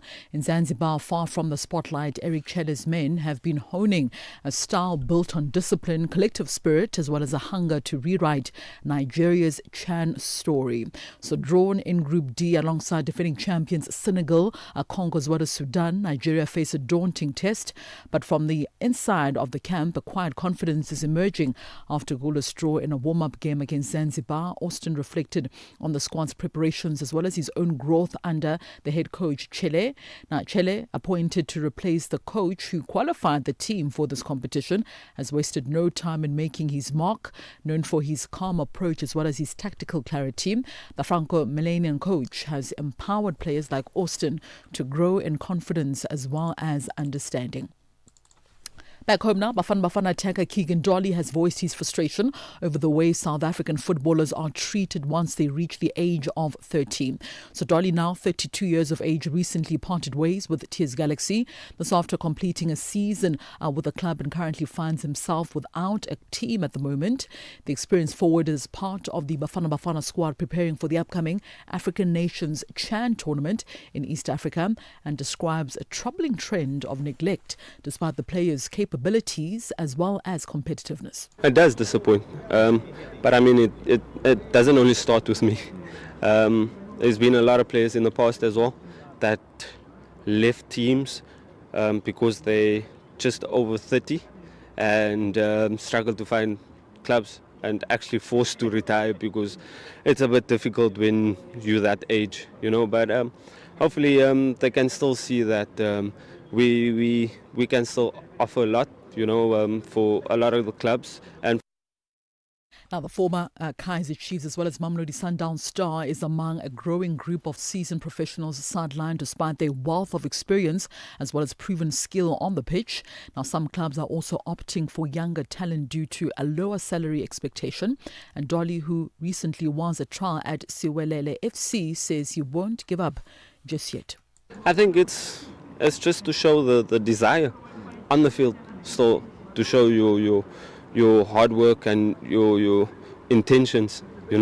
I think talking alone won't help, but proving that you can still compete and still be the role model for the youngsters. Being a part of a club. So yeah, it's just for me to still keep working hard and aspire the other youngsters. On to swimming news now. Tunisia's Ahmed Jawadi clinched his first significant title by winning the 800-meter freestyle event at the World Swimming Championships on Wednesday, executing a perfectly timed strategy. Now, the Tunisian made a decisive move halfway through the race in Singapore, pulling ahead to finish in 7 minutes 36.88 seconds, outpacing German's competitors in Sevan Schwartz, who finished second in the time of 7 minutes 39.96 seconds, as well as the 400-meter champion Lucas Martens in a time of 7 minutes 40.19 seconds, finishing in third position in that bronze medal. So having placed fourth at last year's Paris Olympic Games, Jawadi recorded the third fastest time in history. He dedicated his victory to fellow Tunisian Ahmed Halfoni, a former Olympic as well as world champion who was handed a 21-month suspension in April due to an anti-doping violation.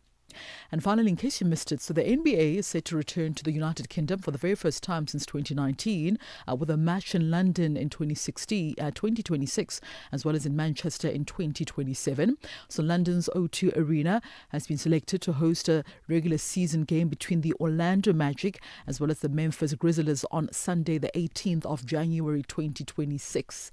It is also the first NBA game in the UK since the Washington Wizards win over the New York Knicks in January of 2019, with London previously having hosted yearly matches between 2011 and 2019. So Manchester will host a regular season game for the first time in 2027 at the Co-op Live, with the teams involved to be revealed before the start of the season. The city previously also held a pre-season match between the Oklahoma City Thunder as well as the Philadelphia 76ers in October of 2013 at the city other major indoor entertainment event, which is now called the AO Arena. The NBA will hold 2 games in Europe in 2026, 2027, as well as in 2028. Berlin will also host other games in 2026, with Paris doing so in 2027, while in 2028 they will both host matches. The teams involved in the 2027 as well as the 2028 games will be named just before the start of the season. For any sports stories you'd like to share with us, our email address is newsroom@channelafrica.co.za, or call us on +27 11714 4459. For Channel Africa Sport, I am Musibudi Makura. Sports on Channel Africa. The African Perspective. In this episode of Channel Africa Conversations, Peter talks to Dr. Tulisile Buddha, an academic, author, and an expert in indigenous knowledge systems. Join us for a compelling discussion on preserving African languages and traditions in the digital era. Dr. Tulisile unpacks the role of educators, explorers, and how technologies like AI can support cultural preservation, and challenges us to rethink how we honor African heritage. You can find the episode on YouTube, SABC Plus, and on our website, channelafrica.co.za. This episode is a must-listen for educators, creators, and change makers across the continent. Channel Africa, the African Perspective. Keeping you on the know and on the move. Now let's get our latest business news with Chanduko Ligege.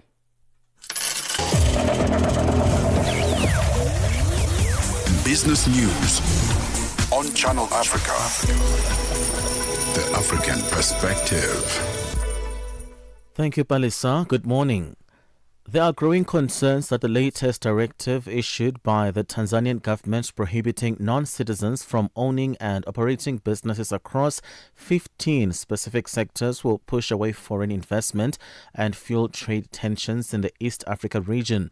Tanzania is set to introduce this policy with the aim to safeguard opportunities for local entrepreneurs. SABC News correspondent in Tanzania, Daniel Kijo, reports that there has been talks in Kenya regarding introducing retaliatory tariffs to Tanzania, with diplomats and chambers of commerce in the region seeking clarity on how the ban will be enforced. So this is where I think many of the questions that businesses have in terms of what exactly will it look like, this enforcement policy. We know that there are a lot of foreign nationals from all over East Africa and Tanzania, as well as and other parts of the world like Chinese small-scale traders who traditionally were seen as major investors in the country. Rand mentioned Bank Chief Economist Isaiah Mhlanga says the USA's 30% tariffs on some local goods might influence the South African Reserve Bank's Monetary Policy Committee to leave the repo rate unchanged. The prime lending rate is at 7.25 basis points. The USA's 30% tariffs are set to take effect from tomorrow. Reserve Bank's Governor Lesitsha Kganyago is expected to announce the MPC's decision on the prime lending rate today. As the RMB research, we think the Reserve Bank will leave the repo rate unchanged at 7.25% because from the 1st of August, the 30% tariffs on our exports to the United States is set to take effect. As various countries scramble to strike trade deal with the U.S. ahead of the 1st of August, when the U.S. reciprocal tariffs are set to be reimposed after a 90-day pause, one of the countries that will be the hardest hit is Lesotho, with reciprocal tariffs of 50%, a higher rate than any other country when they were announced by U.S. President Donald Trump in April. The Chief Executive Officer of Private Sector Foundation of Lesotho, Thabo Kgesi, says the country's economic prospects beyond the 1st of August are precarious as the textile sector remains vulnerable, coupled with high unemployment rates and poverty. We don't see how we can cope with the 50% tariffs. There's no way we can expect the textile and apparel sector to continue to do the business with the U.S. with that rate. Already, the buyers have stopped to place orders in our factories here, and some of the factories, they've begun to put the workers on short time.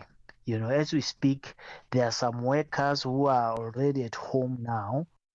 ArcelorMittal South Africa says it is still on track to close its loss-making long steel operations in September as talks with the government have not provided a solution. The steelmaker also posted a half-year headline loss of $56.4 million, slightly narrower than a $61 million loss reported previously on persistently low sales volumes and low prices. Its revenue fell 17% to $948 million and sales volumes declined 11% to 1.5 million metric tons due to weak demand from key steel consuming sectors in South Africa. U.S. President Donald Trump says it will be difficult to make a trade deal with Canada after the country announced it is backing Palestinian statehood. Israel accused Canada of rewarding Hamas. The Canadian Prime Minister Mark Carney says he needed to preserve hopes for a two-state peace solution. He said the move would happen in September as long as the Palestinian Authority carried out democratic reforms. France and Britain have made similar announcements in recent days. The BBC's Tom Bateman reports. Canada's move following Britain and France leaves the US increasingly isolated in its unyielding backing for Israel's approach to the war in Gaza, and it highlights the strategic vacuum being left by Washington that had traditionally led diplomatic efforts towards a viable longer-term peace in the decades-old conflict. Israel called Canada's announcement part of a distorted campaign of international pressure and a reward to Hamas for October the 7th. $1 in Nigeria is trading at 1,000 naira 530, Botswana 13 pula 32, Kenya the dollar is at 128 shilling 53, Zambia 22 kwacha 95. BRICS countries, $1 in Brazil is at 5 real 58, Russia 81 rubles 25, India 87 rupee 43, China 71 18, South Africa 17 rand 91 cents. $1 is 75 pence to the British pound, 87 to the euro. Looking at commodities, gold is at $3,299, platinum at $1,309 per ounce. The price of Brent crude oil $73.20 a barrel. That is all for now. For any business stories you'd like to share with us, please send us an email to newsroom@channelafrica.co.za, or you can call us on +27 11 714 4459. For Channel Africa Business, I am Chanduko Ligege.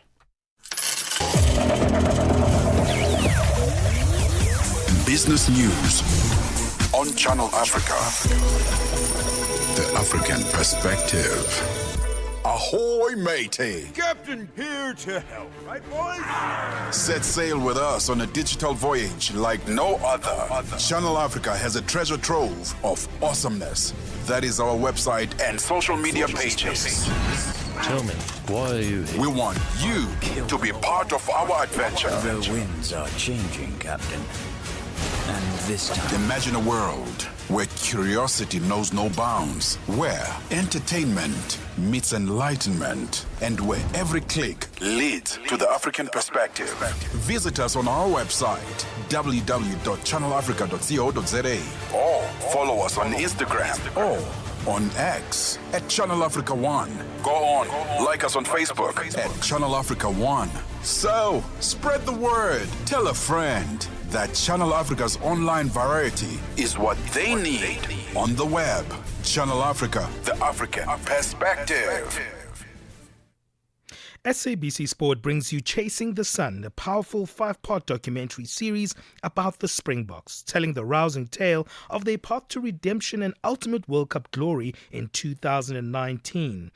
Starting on the 13th of July at 7:30 p.m. Central African Time on SABC2, tune in every Sunday for the highs, the heartache and the heroics that made rugby history. Stream each chapter on SABC Plus anytime, anywhere, no subscription needed. Don't miss Chasing the Sun this Sunday at 7:30 p.m. Central African Time on SABC2. Be there when history shines. The rhythm of Africa, the pulse of the continent. This is Channel Africa, the African perspective.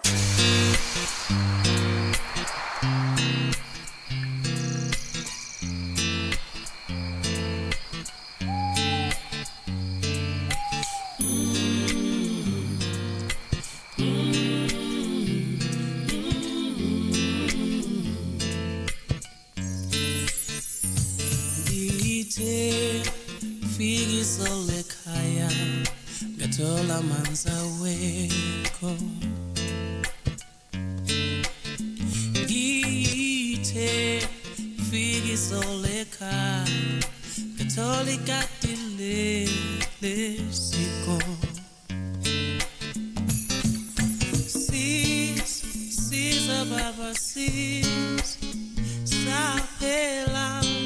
Sapela indlala Oh sis baba sis Sapela isomiso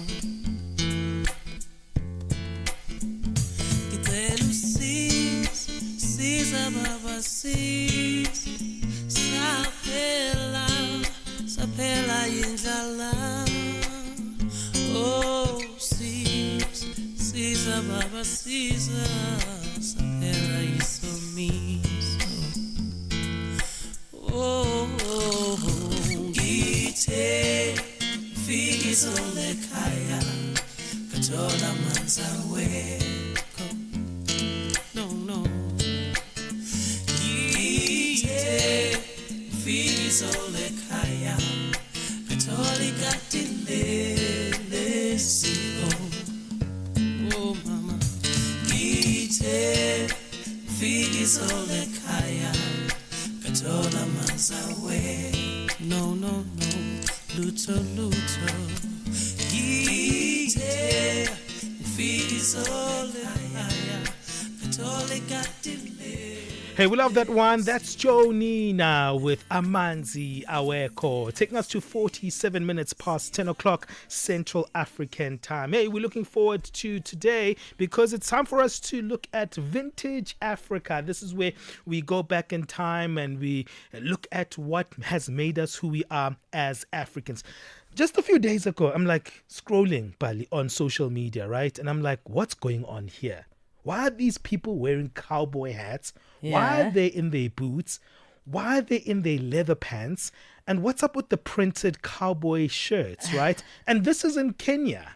Yes. And I'm like, what are Kenyans doing wearing cowboy uniform? Mm-hmm. And it was a huge festival. Apparently, Kenyans love country music. What? Yeah, Kenyans love country music. Never heard of it. They've got what they call an International Cowboy and Cowgirl Day, Yeah. and it happens in the middle of Nairobi, out of all places. Jeez, but when did that start? That's incredible. Apparently, there was a popular thing that happened where radio stations in the 1950s and the 1960s in Nairobi, they really started just playing country music. And then it just picked off there, and generations after that really loved this country music and cowboy culture. And it's something that actually rose into popularity. And there's also someone called Sir Elvis Otieno, who's known as the king of the local country scene, who's one of the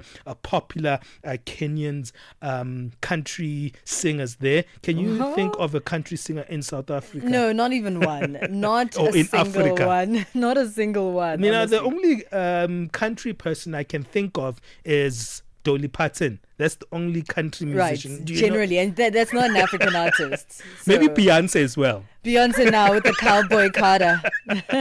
Fantastic. So what I thought, as we pay homage to the people in Nairobi, The Kenyan cowboys. Yes, we should try to yodel. What? We should try to yodel a little bit. It'll be really fun, so that we get into the spirit of what it means to be Kenyan and be a cowgirl and a cowboy. So I'm gonna be a cowboy and you're gonna be a cowgirl. Okay, I'll be a cow queen. Let's hear, for our listeners, let's hear how yodeling actually sounds. Oh, It is a cowboy, cowgirl singing art. Let's hear it a little bit.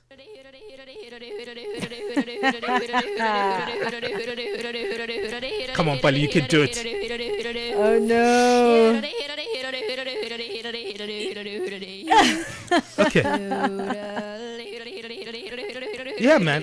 Pali, I can see you doing it. Okay. Look, I knew about yodeling when I was younger, but I thought of a very short form of yodeling. Okay. I need to prep my voice to do something like this, and I actually don't know if I can do that.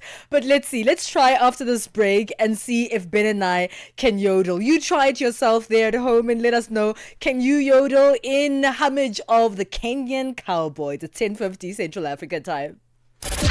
Africa in Song with Chanduko Ligege. So when you think of African music, you think of kwasa kwasa, high life music from West Africa, Afrobeat from West Africa, of gospel music or faith music or spiritual music. But when we think of reggae music, we go to the Caribbean, and if it's Africa, we only think about Lucky Dube. Well, I'm here to introduce you to some reggae music from Africa. Salif Keita with Dakan Faye from Mali, and I must say this one was a real shock for me because I never had imagined Salif Keita on a reggae beat, but listening to him, it just proved to me how versatile he is as an artist, because you'd be expecting him to be on that vibe of West Africa, of ballads, but he really proved that he is very versatile, and I was pleasantly surprised. Africa in Song with Chanduko Ligege. Step into the heart of the day on the move with Palesa and Benjamin.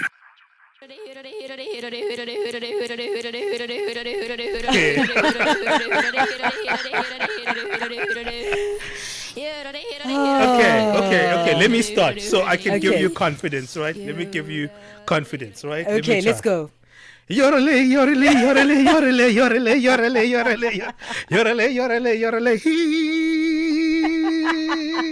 Come on, buddy. Yorele, yorele, yorele, yorele, yorele, yorele, yorele, yorele, yorele.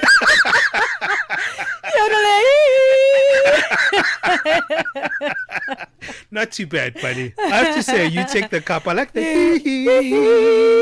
Yorele. So you think you and I can be cowboys? You think they will get an invite to Kenya for that one? I think it would be nice to broadcast at a Nairobi cowboy cowgirl fest. That would be super cool, right? Goodness. I'm going to get my cowgirl hat ready and see if I can yodel my way into Kenya. But apparently there's also a very kind of close connection to country music in Kenya, to some of their music genres there. So that's why it's actually big. So that's how we wrap up our Vintage Africa today. One more time, Bali, just not bad. I'm actually impressed. Yeah, no, I watched it, but you did very well. You did very well. All right. That's how we wrap up our Vintage Africa for today.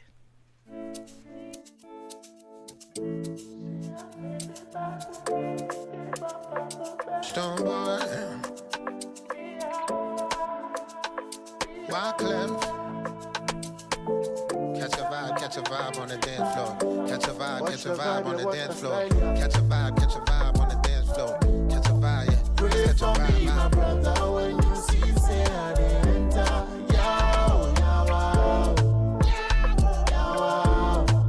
Pray for me, my sister, when you see, say I did enter.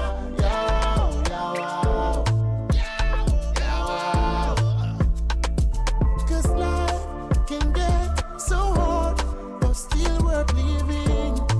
Still worth living. Cause life can get so tough, but still worth living. Still worth living. This life that we live in mysterious. The things we deserve are not meant for us.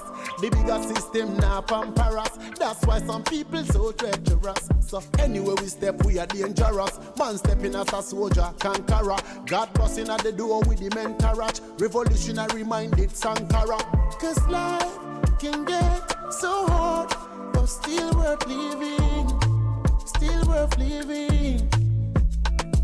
Cause life can get so tough, but still worth living. Still worth living. Pray for me, my brother, when you see, say I did enter.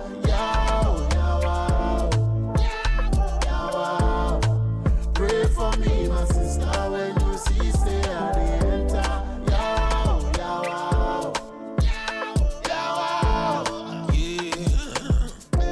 You see, it's all by design. Refugees, man, I'm caught up in the gun line. I'm with the tribe, we come to free up the system.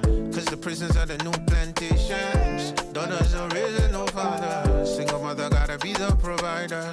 Back 11 every time that he walk up. Bring a new meaning to the words on my shoulder. I'm from the concrete jungle, the land of no man. Hollywood, get a straight man. 1,000 was a black man. Struggle on the boat, DEA want the coat. I'm a vote, not even Da Vinci could break the code. I'm a stone boy, highest grade of marijuana. I've been through the dungeon slaves out in Ghana. Thank you, mama, for giving me the passage. In LA, they could've got me like Christopher Wallace. Pray for me, my brother, when you see, say I did enter.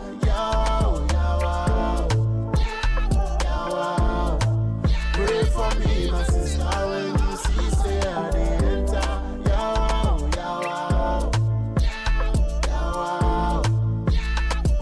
Cause life can get so hard, but still worth living. Still worth living. Cause life can get so tough, but still worth living. Still worth living.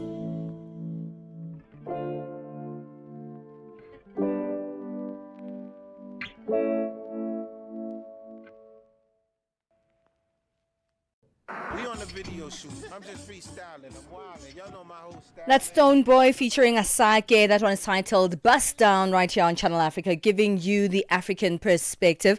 Hey man, I don't know. My throat feels a little from all that yodeling. No, I'm impressed.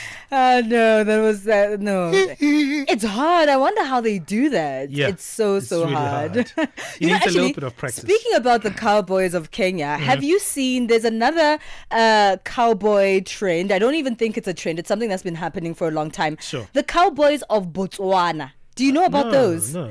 So I want you to Google it. There's something called the Cowboys of Botswana, and it's almost like, it's not a gang per se, but it's almost gangy in the way. So a collection of people who do this, like we're all dressed up in leather from top to bottom. They wear the hats and black leather all the way. They look really cool. Have you seen? And then I'm looking at them now. And then when one of them passes away, look at the funerals. When one of them passes away, they go to the funeral and they go around the coffin, and then they do these things with their jackets where they go and they swish it around, like swish, swish. Wow, okay. And they hit the leather. They've got the tall leather jacket. Yes, the tall leather jacket, and and it makes like a whipping sound when they move the jackets and they hit their shoes and they hit parts of the leather all over their body. It's actually quite fascinating. You should have a look at that, and maybe you can let us know where that comes from for Vintage Africa one day. Yeah. I'm looking forward to that. And maybe you will swish for us. No, I don't have a tall leather jacket. You can make me yodel, but you can't make me do that. It's a no from me. Well, I'm impressed that I got to yodel. I think this is going to be for the records. Yeah, absolutely. That's one for the records. I'm going to show the future generations to come what Aunt Palesa did in studio, I made her do. Oh, goodness. Yeah. Vintage Africa for in the late 2000s one day when the history of Channel Africa is being told. Well, we're about to be wrapping up this hour of the show. There's no yodeling in the next hour at all, but we're going into our parenting and a family corner in the next hour of the show. Speaking about learning disorders, but really an added layer to that, because we think about learning disorders as something that only affects the child themselves that has a learning disorder. But what happens if the parent and the child have a similar learning disorder? And it really is something that is like a mental play, because you think as the parent or the guardian that you're the one that's supposed to help the child who is struggling with a learning disorder. But how do you help when you have the same struggles that the child is going through? It might not be a disorder, but I'm not very good with maths, right? It's just not something that I'm very good at. I know 1 + 1, 1 × 1 = 1, but everything else I don't know. I thought you didn't know 1 + 1 is 2. No, that I do know. But then it's very interesting that I'm thinking about it. How do I navigate raising a child not knowing mathematics? Must I up my game with mathematics? What do you do? So it's going to be an interesting conversation. I think it can help all of us, not only those who are struggling with learning capacity. Absolutely. Well, let's go into that conversation. But first, it's 11 a.m. Central Africa time. Onele Nzinzi is back with our latest news. SABC News. The African Perspective. Thank you, Palesa. Looking at your top stories, Doctors Without Borders sounds the alarm over a sharp rise in sexual violence in the Eastern DRC, and Ukraine's parliament to vote on a bill to restore the independence of 2 anti-corruption agencies. The latest news. Greetings to our listeners. In the wake of renewed conflict in the Eastern DRC, Doctors Without Borders is sounding the alarm over a sharp rise in sexual violence. Since the M23 AFC forces took control of Goma in January this year, the MSF has recorded a surge in cases, treating nearly 10,000 survivors in just 4 months. The humanitarian organization says the situation remains dire, with health facilities overwhelmed and insecurity worsening across the region. The MSF's deputy head of programs in the DRC, Davina Hales, explains. So we have not seen a decrease in the number of sexual violence and survivors in North Kivu, in Goma especially, since last year. So in 2024, we recorded around 40,000 cases. In the first 4 months of this year, we've recorded 10,000 cases in Goma and Sake alone in MSF facilities. We're extremely worried and extremely concerned about the situation. The current insecurity in Goma and North Kivu is having an impact on access to healthcare for all the survivors of sexual violence in terms of accessing our services. The World Food Programme has warned that drastic cuts to humanitarian aid in northeastern Nigeria has left more than 1 million displaced people at the mercy of militant groups. The BBC's Nsoi. They are mostly farmers who fled from militants, abandoning their farms and homes. The World Food Programme says it has run out of money to feed them. Malnutrition rates are already soaring. The medical charity MSF says more than 600 children have died from it this year in the region. The biggest donor, the US, is urging other nations to step up. The Nigerian government has set up a board to battle malnutrition, but it's not clear if it can fill the gap. Civic organization in South Africa, Operation Dudula, is set to launch a campaign in December to prevent what they describe as illegal foreigners from accessing public schools in the 2026 academic year. The organization says some teachers in the schools across the country have approached them on issues of language barriers with foreign learners. Operation Dudula President Zandile Dabula says this move aims to address concerns around access to education for South African citizens. They cannot be claiming rights in South Africa. They have their own constitution from where they're coming from, their respective countries. But in South Africa, we have a constitution. Section 17 talks about in education, if the parent is working here, then the parent should give a work permit showing that they are working in this country legally so, and the child needs to then be educated here. That's fair enough. But you can't just be carrying a passport, whether it's valid or not, and want to go and claim your child to be admitted in a public school. Canada has become the latest Western power to announce plans to recognize a Palestinian state. France and Britain have made similar announcements in the past week as international pressure builds on Israel to reach a ceasefire in Gaza. The Prime Minister, Mark Carney, says the dramatic policy shift would happen in September as long as the Palestinian Authority carried out democratic reforms and held elections without Hamas. For decades, it was hoped that this outcome would be achieved as part of a peace process built around a negotiated settlement between the Israeli government and the Palestinian Authority. Regrettably, this approach is no longer tenable.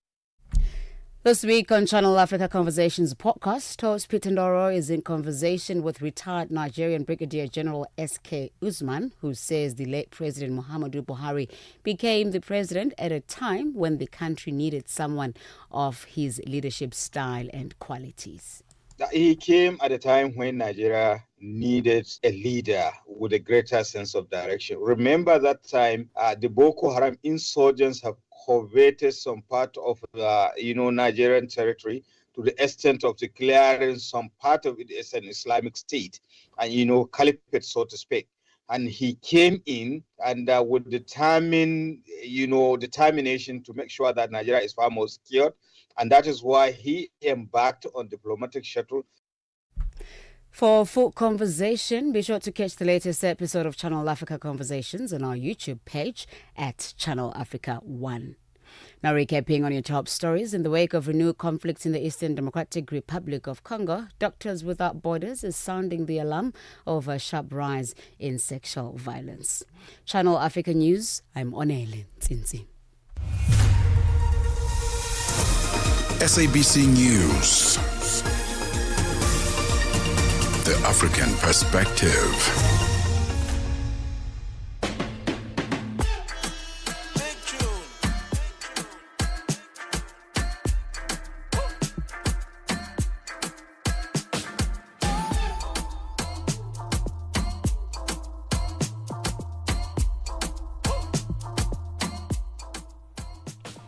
It's 6 minutes past 11 Central Africa time. We're in the third hour of On the Move and we've been moving quite well. If you've just joined us, welcome. We love to have you here. Benjamin Moshatama and myself, Palesa, have been keeping the Channel Africa family together and in conversation since 9 a.m. Central Africa time. And in the third hour, we're going into more conversation. It's our parenting and family corner, or family and parenting corner. And of course, we look at the landscape of families and parenting on the African continent. Today we're speaking about what happens if your child has a learning disorder and you yourself struggle with something similar, because learning disorders aren't easy, especially in the schooling systems that we find ourselves in on the African continent. Loads of kids in the classroom. There isn't really enough time for the teachers to concentrate on one child at a time. And when a child has a learning disorder in that classroom environment, it's hard for them to catch up to the rest of the class, and especially because learning disorders come in many shapes and forms and they come in so many categories. And as parents, if your child is said to have a learning disorder, you try your best to go the extra mile, because essentially you're the teacher to your child as well. The real teacher in the classroom teaches them between certain hours. They come home usually with some homework. Well, some places say we shouldn't have homework. That's a conversation for another day. but usually children do come home and you have to sort of extend that teaching into the home environment, help them understand, help them practice, and help them really solidify the learnings that they had during the day. But if you yourself is also struggling with similar things, then it's hard for you to really continuously help with the teaching process of your child in the home environment. So what happens in that situation? We're going to be chatting about that with Naledi Mukwena, educational psychologist, in this hour of the show, unpacking whether kids outgrow learning issues and how parents with learning disorders as well can be most helpful to a child with the same learning disorder. So stay tuned for that conversation. Hey, we are a resource for you as the African, so there are also many ways that you can catch up on the multiple conversations we have here on Channel Africa. You never miss out. We make sure that you don't. In fact, you can go to our social media to check what's happening and stay in touch, and all the videos that are there are for you. And maybe you're like, how, Ben? I'm listening to you right now on air. When you're listening to a radio show, it just disappears in thin air. No, we make sure that we preserve the content for you so you can always catch up. We have a YouTube page called Channel Africa. Just use the header at Channel Africa 1, where we have videos of the interviews that we have live, so we preserve them there for you. But we also have audio versions of the podcasts on our website. So all you have to do is go to our website, www.channelafrica.co.za, and as soon as you get on our landing page, that's the first page that you land on, click on programs, and it will take you to our different audio podcasts. So, hey, catch up with us after the show. Maybe you're doing other stuff during the day and you're like, you know what, I wasn't able to listen to On The Move. I like this feature that they do. You can always check it out on our website. That's www.channelafrica.co.za. Don't forget that YouTube page as well, at Channel Africa 1. Es-tu préoccupé par quelque chose? Home voices, English, Kiswahili, Chinyanja, French, and Portuguese. The languages that unite a billion people. We have been there. Plus 27 66 408 87 42 et nous te rappellerons. Sois dans la conversation. Salut Channel Africa, ici Beno le diamant rouge et Binal Export depuis le Cameroun, le pays des lions. Voilà. Sois dans la conversation. Il ne s'agit pas seulement de parler, mais c'est ta chance d'exprimer ton point de vue, de partager tes opinions et de t'engager avec une communauté qui valorise ton avis. Suivez-nous sur les réseaux sociaux, visitez notre site www.channelafrica.co.za et préparez-vous à partager vos points de vue sur Channel Africa, la perspective africaine. 9 to 12 midday, Central African Time. On the Move with Palesa and Benjamin Moshatama. It's 11 minutes past 11 Central Africa time. We're going into our family and parenting corner. A very important aspect of us as Africans, taking a look at the family unit and, of course, raising our child the African way. What is the African way? And, of course, raising our children is part of the reason why we want to, or we can have a successful future here on the continent. But if your child has a learning disorder, you may wonder if they'll always struggle in school and if they can grow out of it. But learning disorders actually don't go away, and kids with learning disorders can really learn successfully with the right support. And part of that support system is not just in the school environment, but it's at home with the parents and the guardians who extend the teaching environment into the home. However, if parents themselves have a learning disorder or struggle with a particular aspect of learning growing up, they might find it painful to notice their child having difficulty in a similar area. So, for example, if your parent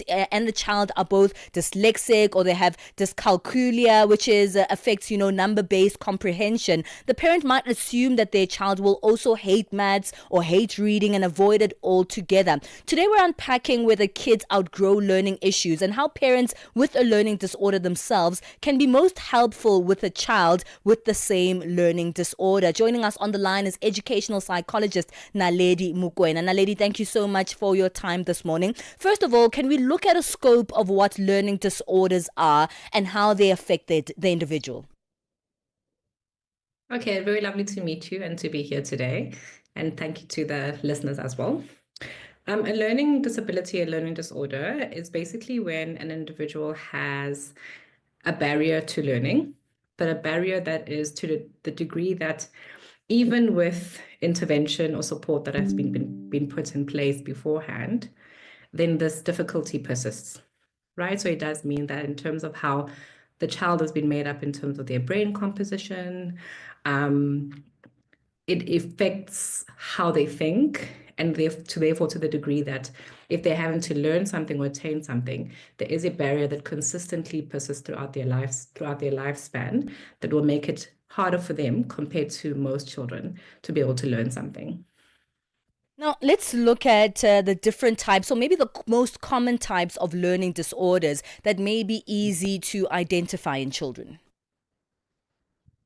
Most common would be ADHD, as is commonly known, so an attention deficit hyperactivity disorder.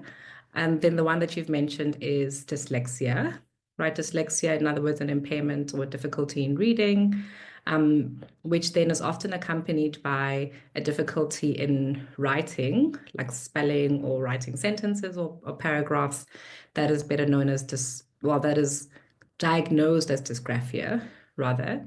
Dyscalculia you also mentioned, which is less common than dyslexia, which is the difficulty with understanding numbers, number sense, and comprehending them. Those are the ones that most common occur. And then you do have other difficulties, such as sensory difficulties, where in terms of how the child responds to their environment, that will then also impact how easily they're able to learn. But that is less common as the dyslexia or the ADHD. But how common is it for, learning disorders like you've just mentioned to be passed from parent to child? Are they being passed from parent to child, or is it just a complete coincidence to find that a parent and a child have the same learning disorder? It certainly can be passed on biologically, neurologically. And the reason is because I guess your biological makeup as a parent can pass on to your child, right? So if you have, something like dyslexia, the reason why I highlighted that a learning disability means even if you've had support, extensive support, this problem still persists. That's when you know it's a disorder. Because sometimes you have kids who have delays, right? And the delay is not necessarily a disorder or a disability. It can be a barrier, but won't be diagnosed as a disability.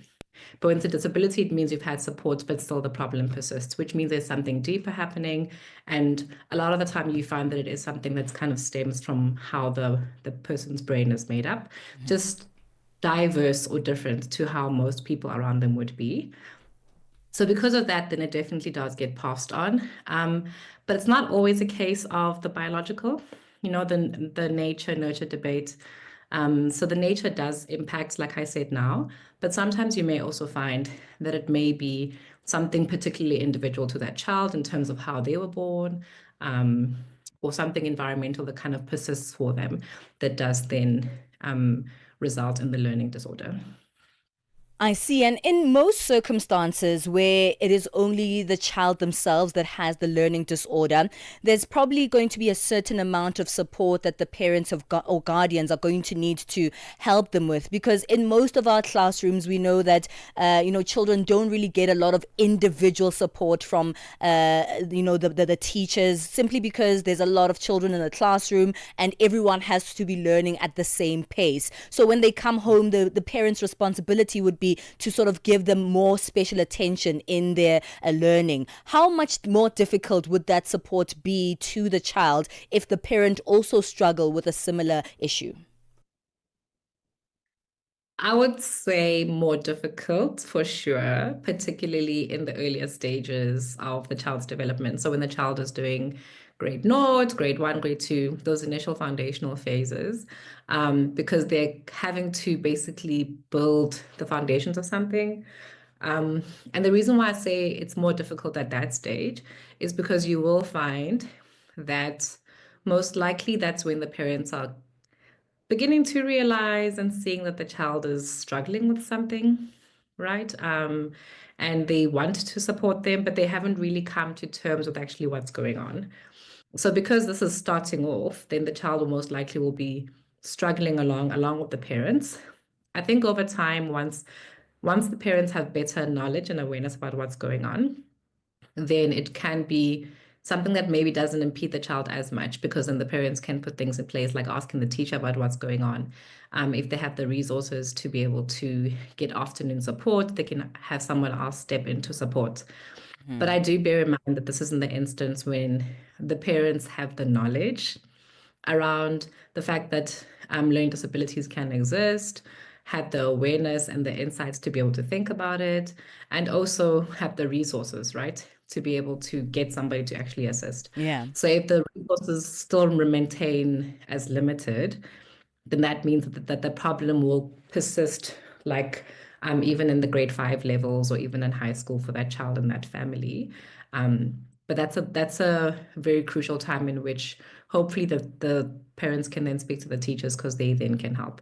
But to answer your question, yes, initially when the parent has a difficulty themselves, because they then have a foundation of difficulty in something, it will make it difficult for them to support the child because they don't have the foundational skills themselves. You know, Naledi, I think learning disorders don't just affect the educational space of the family unit, but also the emotional space of the family unit. You find that sometimes, I mean, I've seen, you know, some skits where a child would come back with their homework and show their parents like, please teach me this. And then the parent would be shouting at the child, no, you should know this, go away, go away. And that could be maybe a response from they themselves being embarrassed to say, hey, I am an adult, but I don't know this grade 2, grade 3, grade 5 work either. And that can cause frustration. What are some of the emotional challenges and implications that these learning disorders can affect the family with? I do think, I know you're asking about the challenges, but the challenges would be the arguments or the debates and the conflicts with like between the child and the parent. And I always say that if you've tried to help your child once and had tried to help your child twice, and the few times that you keep on helping them, there's fights between the two of you, it's better to maintain the relationship with your child. Right. So in that instance, where possible, I always recommend that if supporting them or helping them is resulting in continuous fights, then rather get somebody else who's got less emotional investment to step in and support them. And what could cause that type of conflict, in my experience, is basically parents who may, like you said, have difficulty themselves.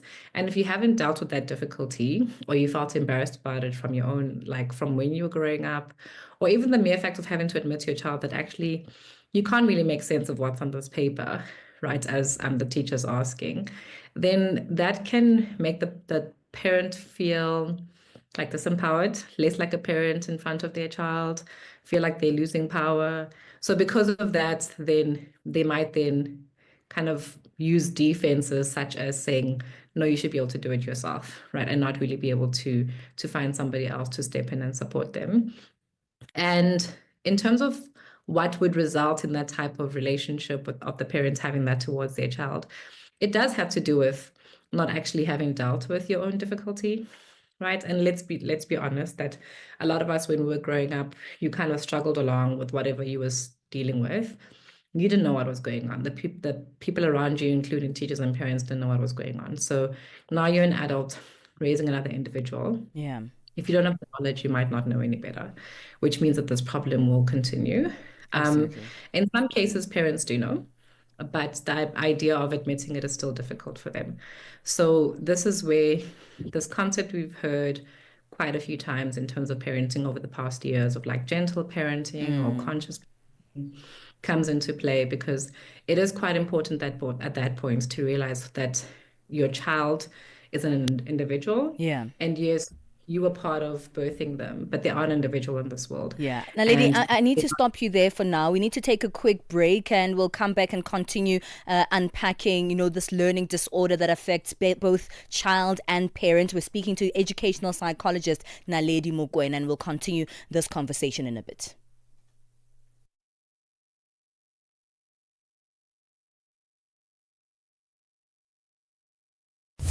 Parlez-vous couramment le français? Êtes-vous passionné par la radio? Et êtes-vous qualifié pour travailler en Afrique du Sud? Envoyez-nous votre CV et votre 3 minutes démo en MP3 à @channelafrica.co.za pour avoir une chance de rejoindre la famille Channel Africa. Si vous n'avez pas de réponse après 14 jours, cela signifie que vous n'avez pas été retenu. Channel Africa, la perspective africaine. Step into the heart of the day on the move with Palesa and Benjamin. Hey, how do you deal with it when you do have a learning disorder as a parent, and also now you have to help your child with the same learning disorder? We're speaking to Naledi Mukwena, an educational psychologist, on this one. I mean, we've looked at the challenges in a very kind of elaborate way, Naledi. Are there opportunities here for both the parent and the child to deal with the learning disorder together? Is there a way to actually navigate these challenges in a more positive light? Certainly so. And just before we dropped, before we paused earlier on, I was just mentioning that the idea of conscious parenting really does make quite a bit of a difference in terms of how these difficulties can be navigated. Yeah. Because the acknowledgement of a parent to know their child is different to them. Their child is living their own journey in this world. They're supporting them, but they're not an extension of them. Can make a big difference in terms of the parent having a perception or a mentality to be able to support the child, whatever it means, even if it means that sometimes they may have to disclose their own difficulties, right? So it really is less about them, but more about what the child is going through. So I think that's the first point in terms of understanding and admitting that the child is individual to you, separate to you, and that they are having a difficulty. And I mean, we know that when we are struggling with something, it's not something we want somebody else to be going through, so particularly when it's your child. Then in that instance, like I said, I do think the first point of call, if you've been doing it as a family at home and really aren't kind of finding any progress with your child, in other words, if the other parent can't assist or like somebody else at the home can't assist, then teachers is a good place to start, I would say, after that.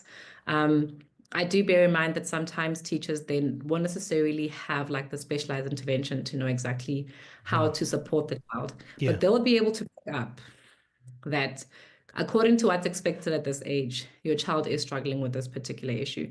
So there's something that we need to look into here. So please speak to the teachers and see what they're picking up at school, because they have lots of knowledge around how the child is doing, because it's been quite a bit.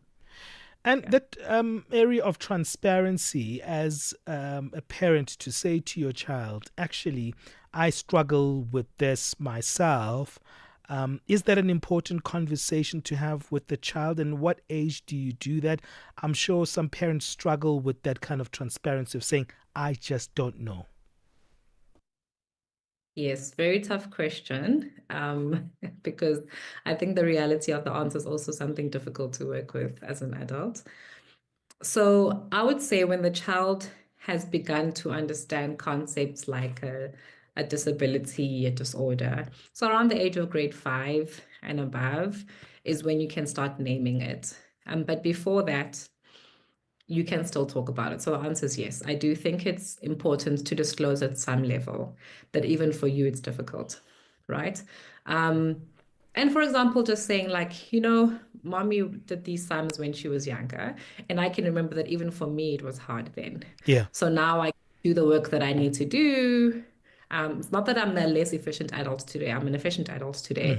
But when I did this work when you were young was also hard for me. So I think mommy's not the best person to help you. Maybe somebody else can help. And then but I think that the conversation is also valuable because it also helps the child understand that even if you had this challenge when you were younger, and some ways it still does persist now, you still found ways in your life to be independent, to still manage through it. So it's not the end of the world, but there are things that can be done to support it, so that the child has a level of around difficulties do exist for everyone, including my parents. Yeah. And also now. So let's just try to find something together in which I can kind of go through this gruelingly, but still get some kind of support. Yeah. While we're talking, I'm thinking about the less resourced families who can't get an extra person in for extra maths classes or an extra tutor to help with maybe life skills.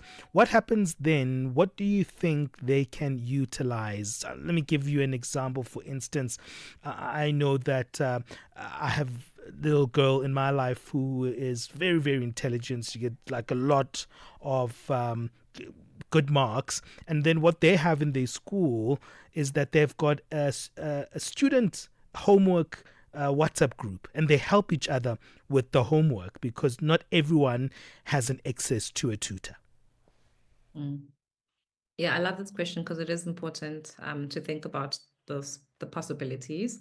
So like I said, often teachers will be able to pick up the child as having a difficulty. And if it's to the degree that the teacher sees, as well as you are seeing as a parent, that the child is not progressing, then often what they have is within the school system, there's some kind of place that they can direct you to that you may not know about. So for example, the WhatsApp group you're talking about sounds very creative and something the school has come up with that maybe a parent will know about before they actually ask the question, right? If it becomes quite severe, then there are public facilities that are organized by the government or with certain NPOs where essentially families can be referred for like an assessment to figure out exactly what's happening with the child, or the child can go for things like speech therapy, because even speech therapy, as an example, can help the child in progressing in some difficulties, or occupational therapy. Yeah. So there are public facilities or with NPOs that are available. It's just about maybe asking the school where how that can be reached, and to bear in mind that there is often a waiting list with those kind of services. So the sooner you get to it, the better, because the earlier the support is given to your child, then the more sustainable the support will be in their long-term development. Well, thank you so much. I think that's a way to wrap it up. Thank you, Naledi, for joining us on our show. Thank you. That's Naledi who's helping us on that one, which is how do you, as a parent with a learning disorder, help your child who also might have a different disorder or the same learning disorder? That was a very helpful conversation. Naledi Mokoena is an educational psychologist, and that's how we leave that conversation. It's time for us to move on and get our final sports update for the morning. I'm sure more sports is coming up later in the day, but Musibudi Makura is wrapping up things for this morning. Sports on Channel Africa. The African perspective.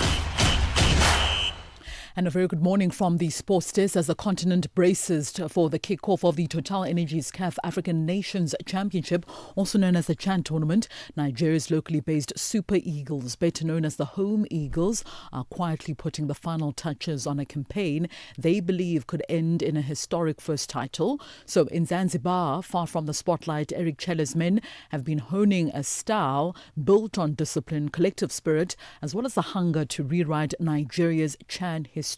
So Nigeria are drawn in Group D alongside the defending champions Senegal, Congo as well as Sudan. Nigeria face a daunting test in this group, but from inside camp a quiet confidence is emerging after a goalless draw in a warm-up game against Zanzibar. Midfielder Harrison Austin reflected on the team's preparations as well on his own growth under coach Chele. Now Chele, appointed to replace the coach who qualified the team for this year's tournament, has wasted no time in making his mark.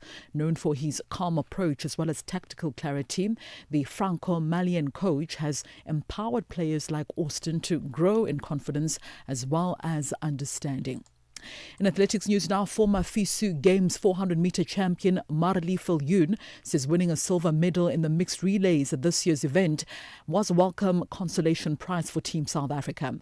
Now, the 24-year-old had managed to quickly overturn a long injury layoff to be part of Team South Africa in Rhein-Ruhr, Germany, in an effort to defend her title. But Viljoen insisted a finishing did not even make it out of the semi-final heats, with her opponents running fast at times.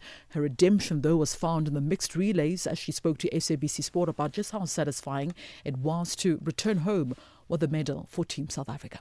Yeah, Yes, I'm happy. Obviously, my goal for the 400 was also to make the final, but as I said, I was going to take it round for round, and I'm grateful for every 400. So I'm just so proud of us today, and I wanted to be competitive and give my team the best version of myself for the relays. So no, I'm glad we got a medal. It could have been gold, but it's not, and it's fine. We're happy and we're healthy, and yeah, we're ready for Tokyo. Now, Phil Yoon was also handed the responsibility of running the last lap of the 400-meter relay event, a task that she says could have been daunting on the day. Oh my word.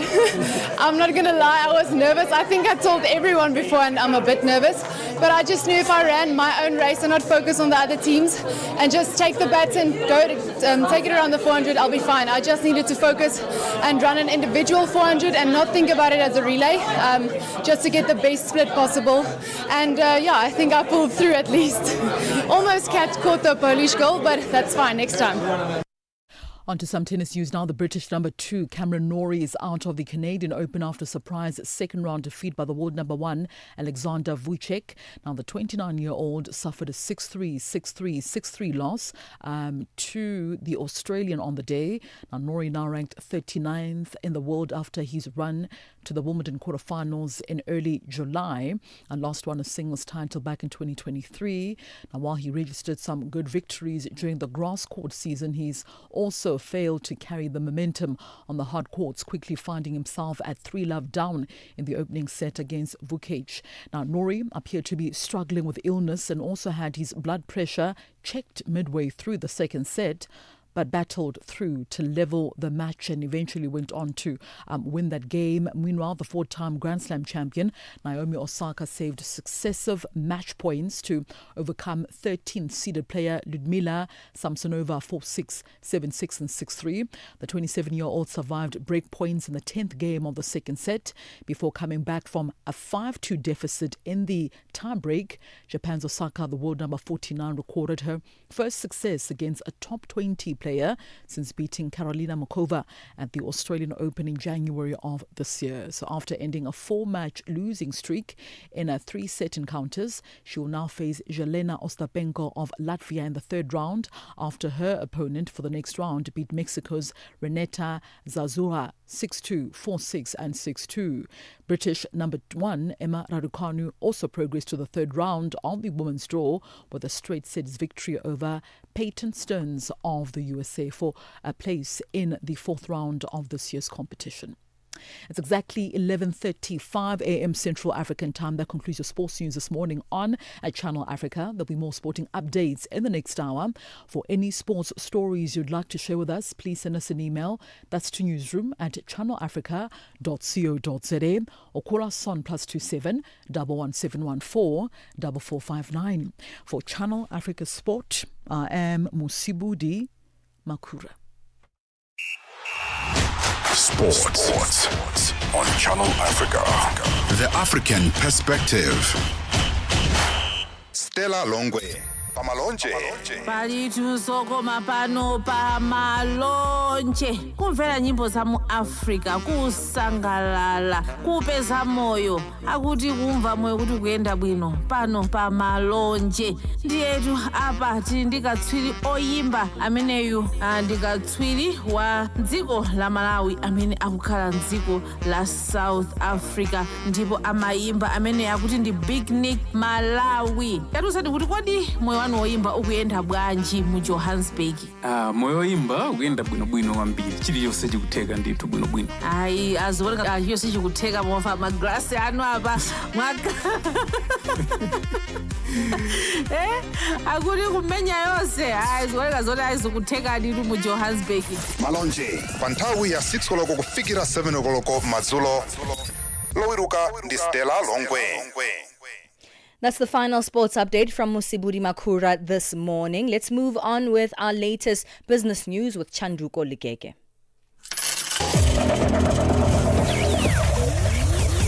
Business news on Channel Africa. The African Perspective. Thank you, Palesa. Good morning. Ghana's central bank slashed its benchmark interest rate by 300 basis points to 25%, the largest cut in its history as inflation slows at a record pace in the gold, oil and cocoa producing economy. The Bank of Ghana says the move reflects growing confidence in the disinflation trend, which has seen consumer prices fall faster than ever before. It was the bank's first cut since September 2024 when it slashed the rate by 200 basis points, mirroring major advanced economies that began their easing cycles. There are growing concerns that the latest directive issued by the Tanzanian government prohibiting non-citizens from owning and operating businesses across 15 specific sectors will push away foreign investment and fuel trade tensions in the East Africa region. Tanzania is set to introduce this policy with the aim to safeguard opportunities for local entrepreneurs. SABC news correspondent in Tanzania, Daniel Kijo, reports that there has been talks in Kenya regarding introducing retaliatory tariffs to Tanzania, with diplomats and chambers of commerce in the region seeking clarity on how the ban will be enforced. So this is where I think many of the questions that businesses have in terms of what exactly will it look like, this enforcement policy. We know that there are a lot of foreign nationals from all over East Africa and Tanzania, as well as in other parts of the world, like Chinese small scale traders who traditionally were seen as major investors in the country. ArcelorMittal South Africa says it is still on track to close its loss-making long steel operations in September, as talks with the government have not provided a solution. The steelmaker also posted a half-year headline loss of $56.4 million, slightly narrower than a $61 million loss reported previously on persistently low sales volumes and low prices. Its revenue fell 17% to $948 million and sales volumes declined 11% to 1.5 million metric tons due to weak demand from key steel-consuming sectors in South Africa. Rand Merchant Bank Chief Economist Isaiah Mhlanga says the USA's 30% tariffs on some local goods might influence the South African Reserve Bank's Monetary Policy Committee to leave the repo rate unchanged. The prime lending rate is at 7.25 basis points. The USA's 30% tariffs are set to take effect from tomorrow. Reserve Bank's Governor Lesitsha Kganyago is expected to announce the MPC's decision on the prime lending rate today. As the RMB research, we think the Reserve Bank will leave the repo rate unchanged at 7.25% because from the 1st of August, the 30% tariffs on our exports to the United States is set to take effect. President Donald Trump has stepped up his diplomatic assault on the government of Brazil's left-wing president Luiz Inácio Lula da Silva. He signed an executive order which brings total tariffs on Brazilian goods to 50%. This follows an announcement from the U.S. Treasury imposing financial sanctions on the senior Brazilian judge overseeing the criminal case for coup plotting against Brazil's former president Jair Bolsonaro. The BBC's Ione Wells. There is a lot of concern among producers. Brazil's the biggest producer of coffee, of orange juice, two things that the US buys a lot of. It also sells a lot of steel products, of oil. Some Bolsonaro supporters support this move. They think that he's the victim of a witch hunt as well. But there are some analysts who think this could actually backfire to Bolsonaro, particularly because, for example, some agriculture producers who may have previously supported Bolsonaro could well turn against him if they start to get hit economically by the tariffs that this feud has introduced. $1 in Nigeria is trading at 1,000 naira, 530. In Botswana, 13 pula 32. Kenya, the dollar is at 128 shilling 53. Zambia, 22 kwacha 95. BRICS countries, $1 in Brazil is at 5 real 58. Russia, 81 rupees 25. India, 87 rupee 43. China, 71.18. South Africa, 17 rand 91 cents. $1 is 75 pence to the British pound and 87 to the euro. Taking a look at commodities, gold is at $3,294, platinum at $1,332 per ounce. The price of Brent crude oil at $73.13 a barrel. That is all from me. For any business stories you'd like to share with us, please send us an email to newsroom@channelafrica.co.za, or you can call us on +27 11 714 4459. For Channel Africa Business, I am Chanduko Ligege.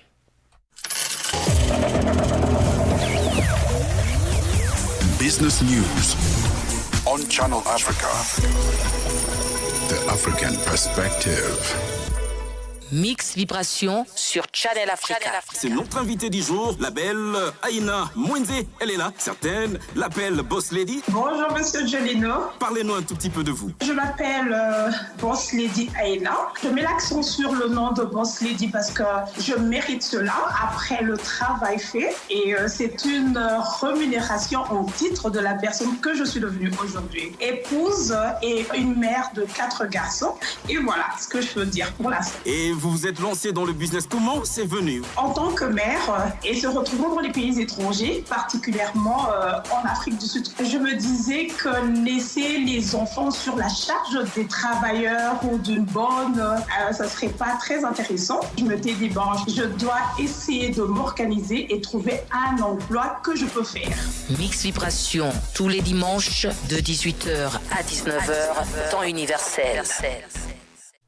SABC Sport brings you Chasing the Sun, a powerful 5-part documentary series about the Springboks, telling the rousing tale of their path to redemption and ultimate World Cup glory in 2019. Starting 13 July at 7:30 p.m. Central Africa time on SABC2, tune in every Sunday for the highs, the heartache and the heroics that made rugby history. Stream each chapter on SABC Plus, anytime, anywhere. No subscription needed. Don't miss Chasing the Sun, the Sunday at 7:30 p.m. Central Africa time on SABC2. Be there when history shines.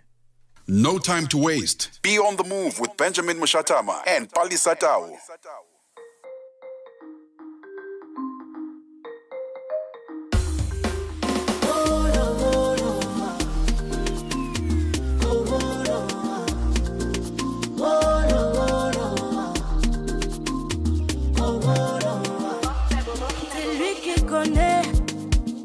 Toutes tes souffrances. Oh, comment penses-tu qu'il t'a oublié? Quand il y a Dieu dedans, mon ami, tu seras que devant. Et s'il y a Dieu dedans, crois-moi, tu seras devant.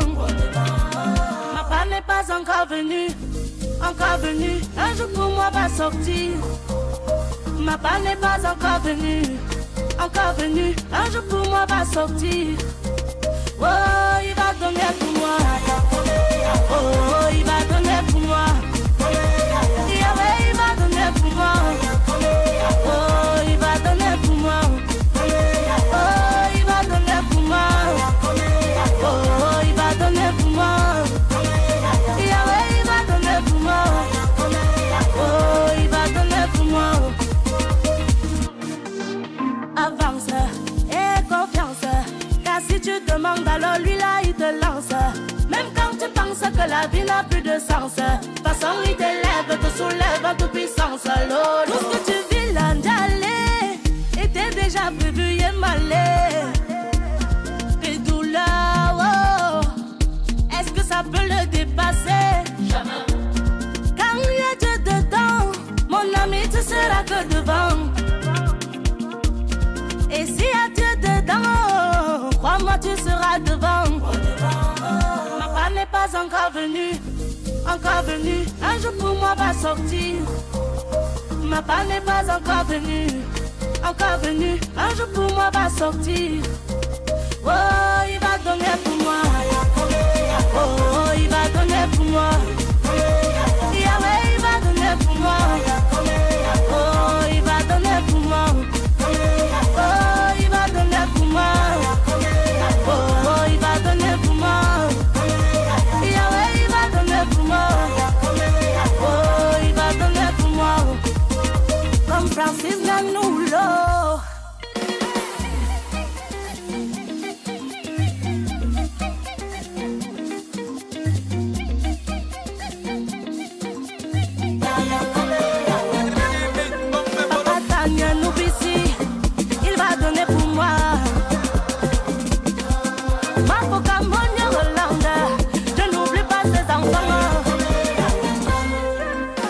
ton boulot.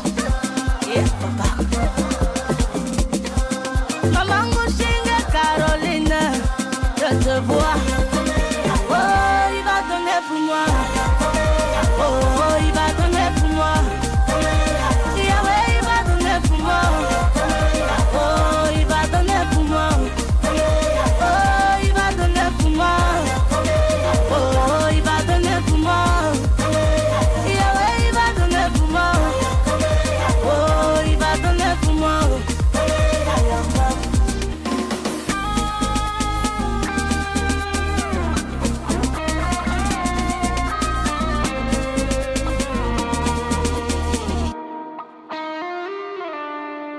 We are on Open Views Audio Bouquet, Channel 628.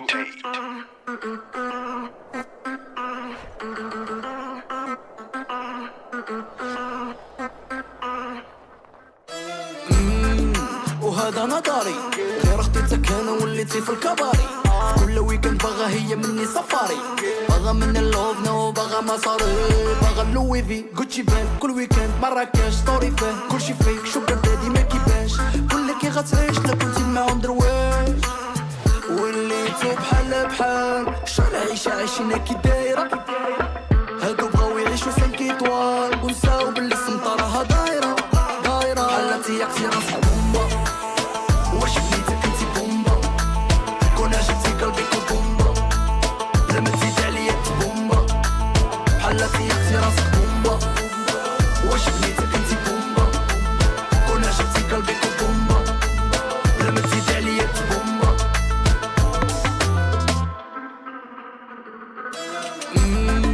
وهذا قدري بيبي باغاني نكون بحال شي امير قطري هذا النوع واللي داير منه حذري باغا من اللوف نو باغا مصاري هذا الحب ديكالي وليت منوي افريكانو غالي عليك سيري سولي لا كملت حياتي معاك نموت الاولى وليتو بحال بحال شو العيشة عايشينها كي دايرة هادو بغاو يعيشو 5 ايطوال ونساو باللي السمطة راها دايرة دايرة بحال تياقتي راسك بومبا واش بنيتك انتي بومبا كون عجبتي قلبي كون بومبا لما تزيد عليا بومبا بحال تياقتي راسك بومبا واش بنيتك انتي بومبا كون عجبتي قلبي كون بومبا لما تزيد عليا بومبا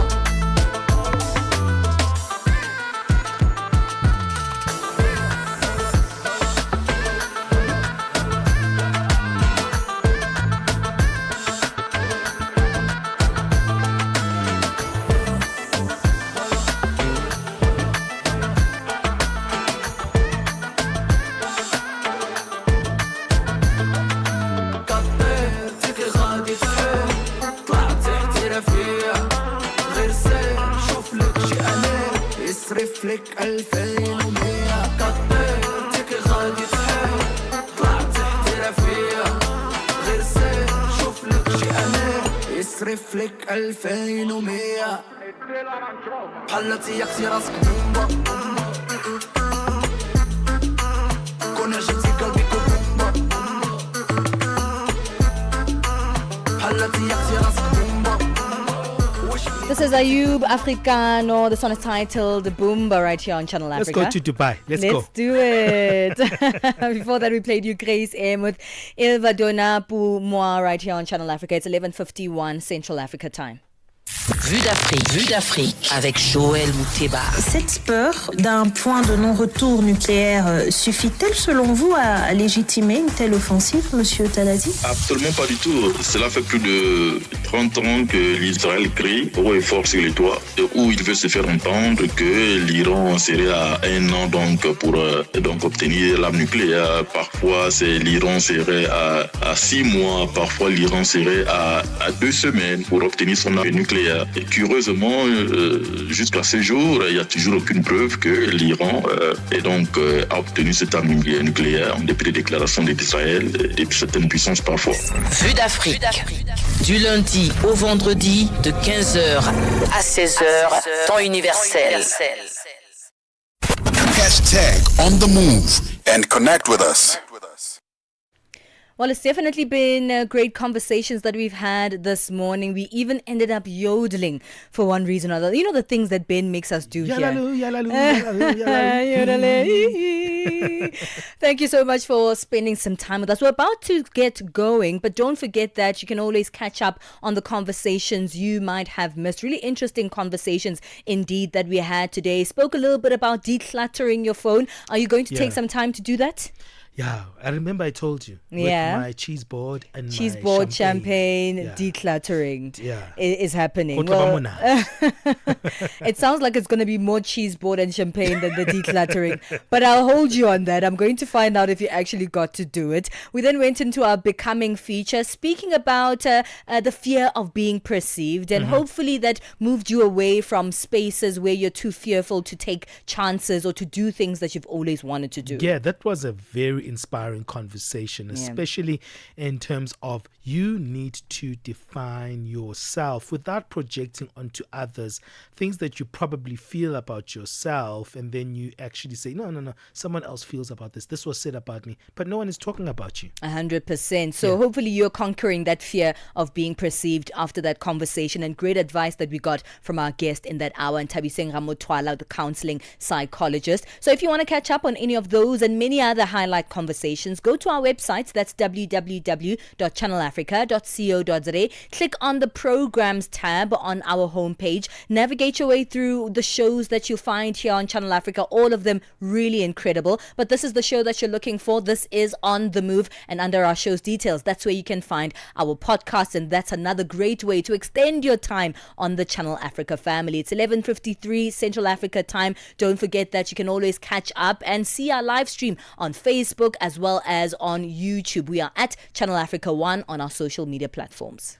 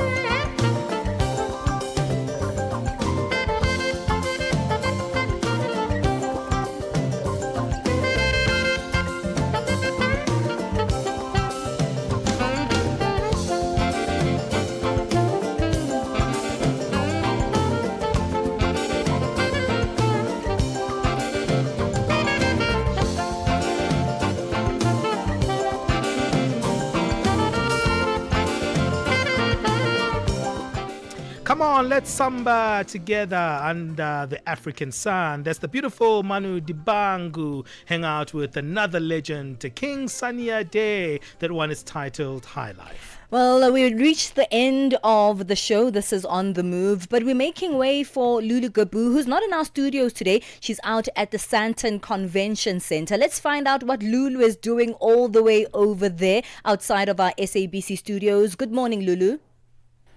Good morning, and how are you guys? We're doing great. We're missing you here. We're not even seeing your outfit of the day. What are you doing out at the Sandton Convention Center? We are, you know what, it's the Nedbank Top Empowerment Conference 2025, and Channel Africa always gets lucky and we get the invitation to be a part of this.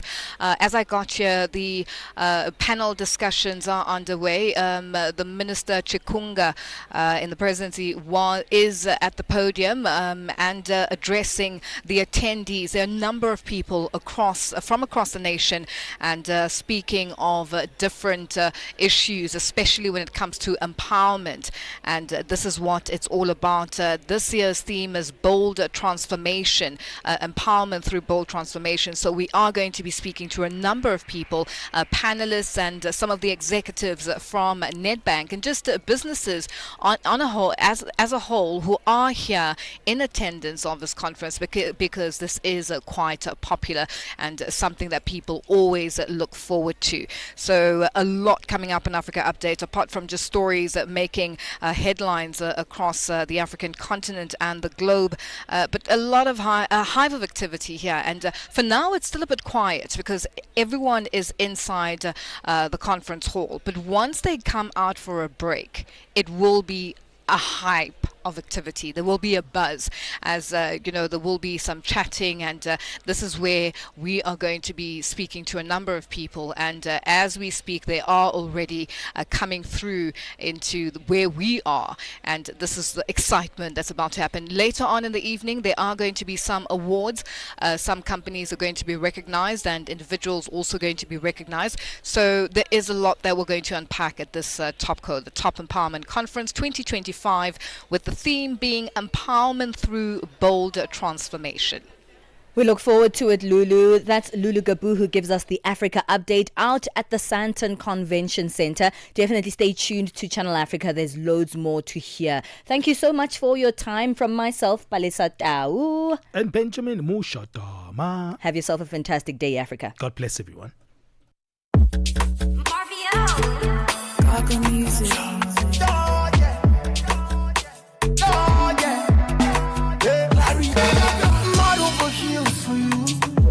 Touching my heart is true. My feet I sacrifice for you.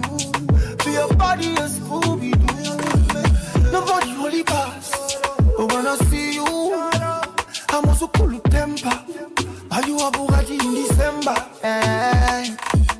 I rock a body that rocks my body. Do you rock a body that rocks your body?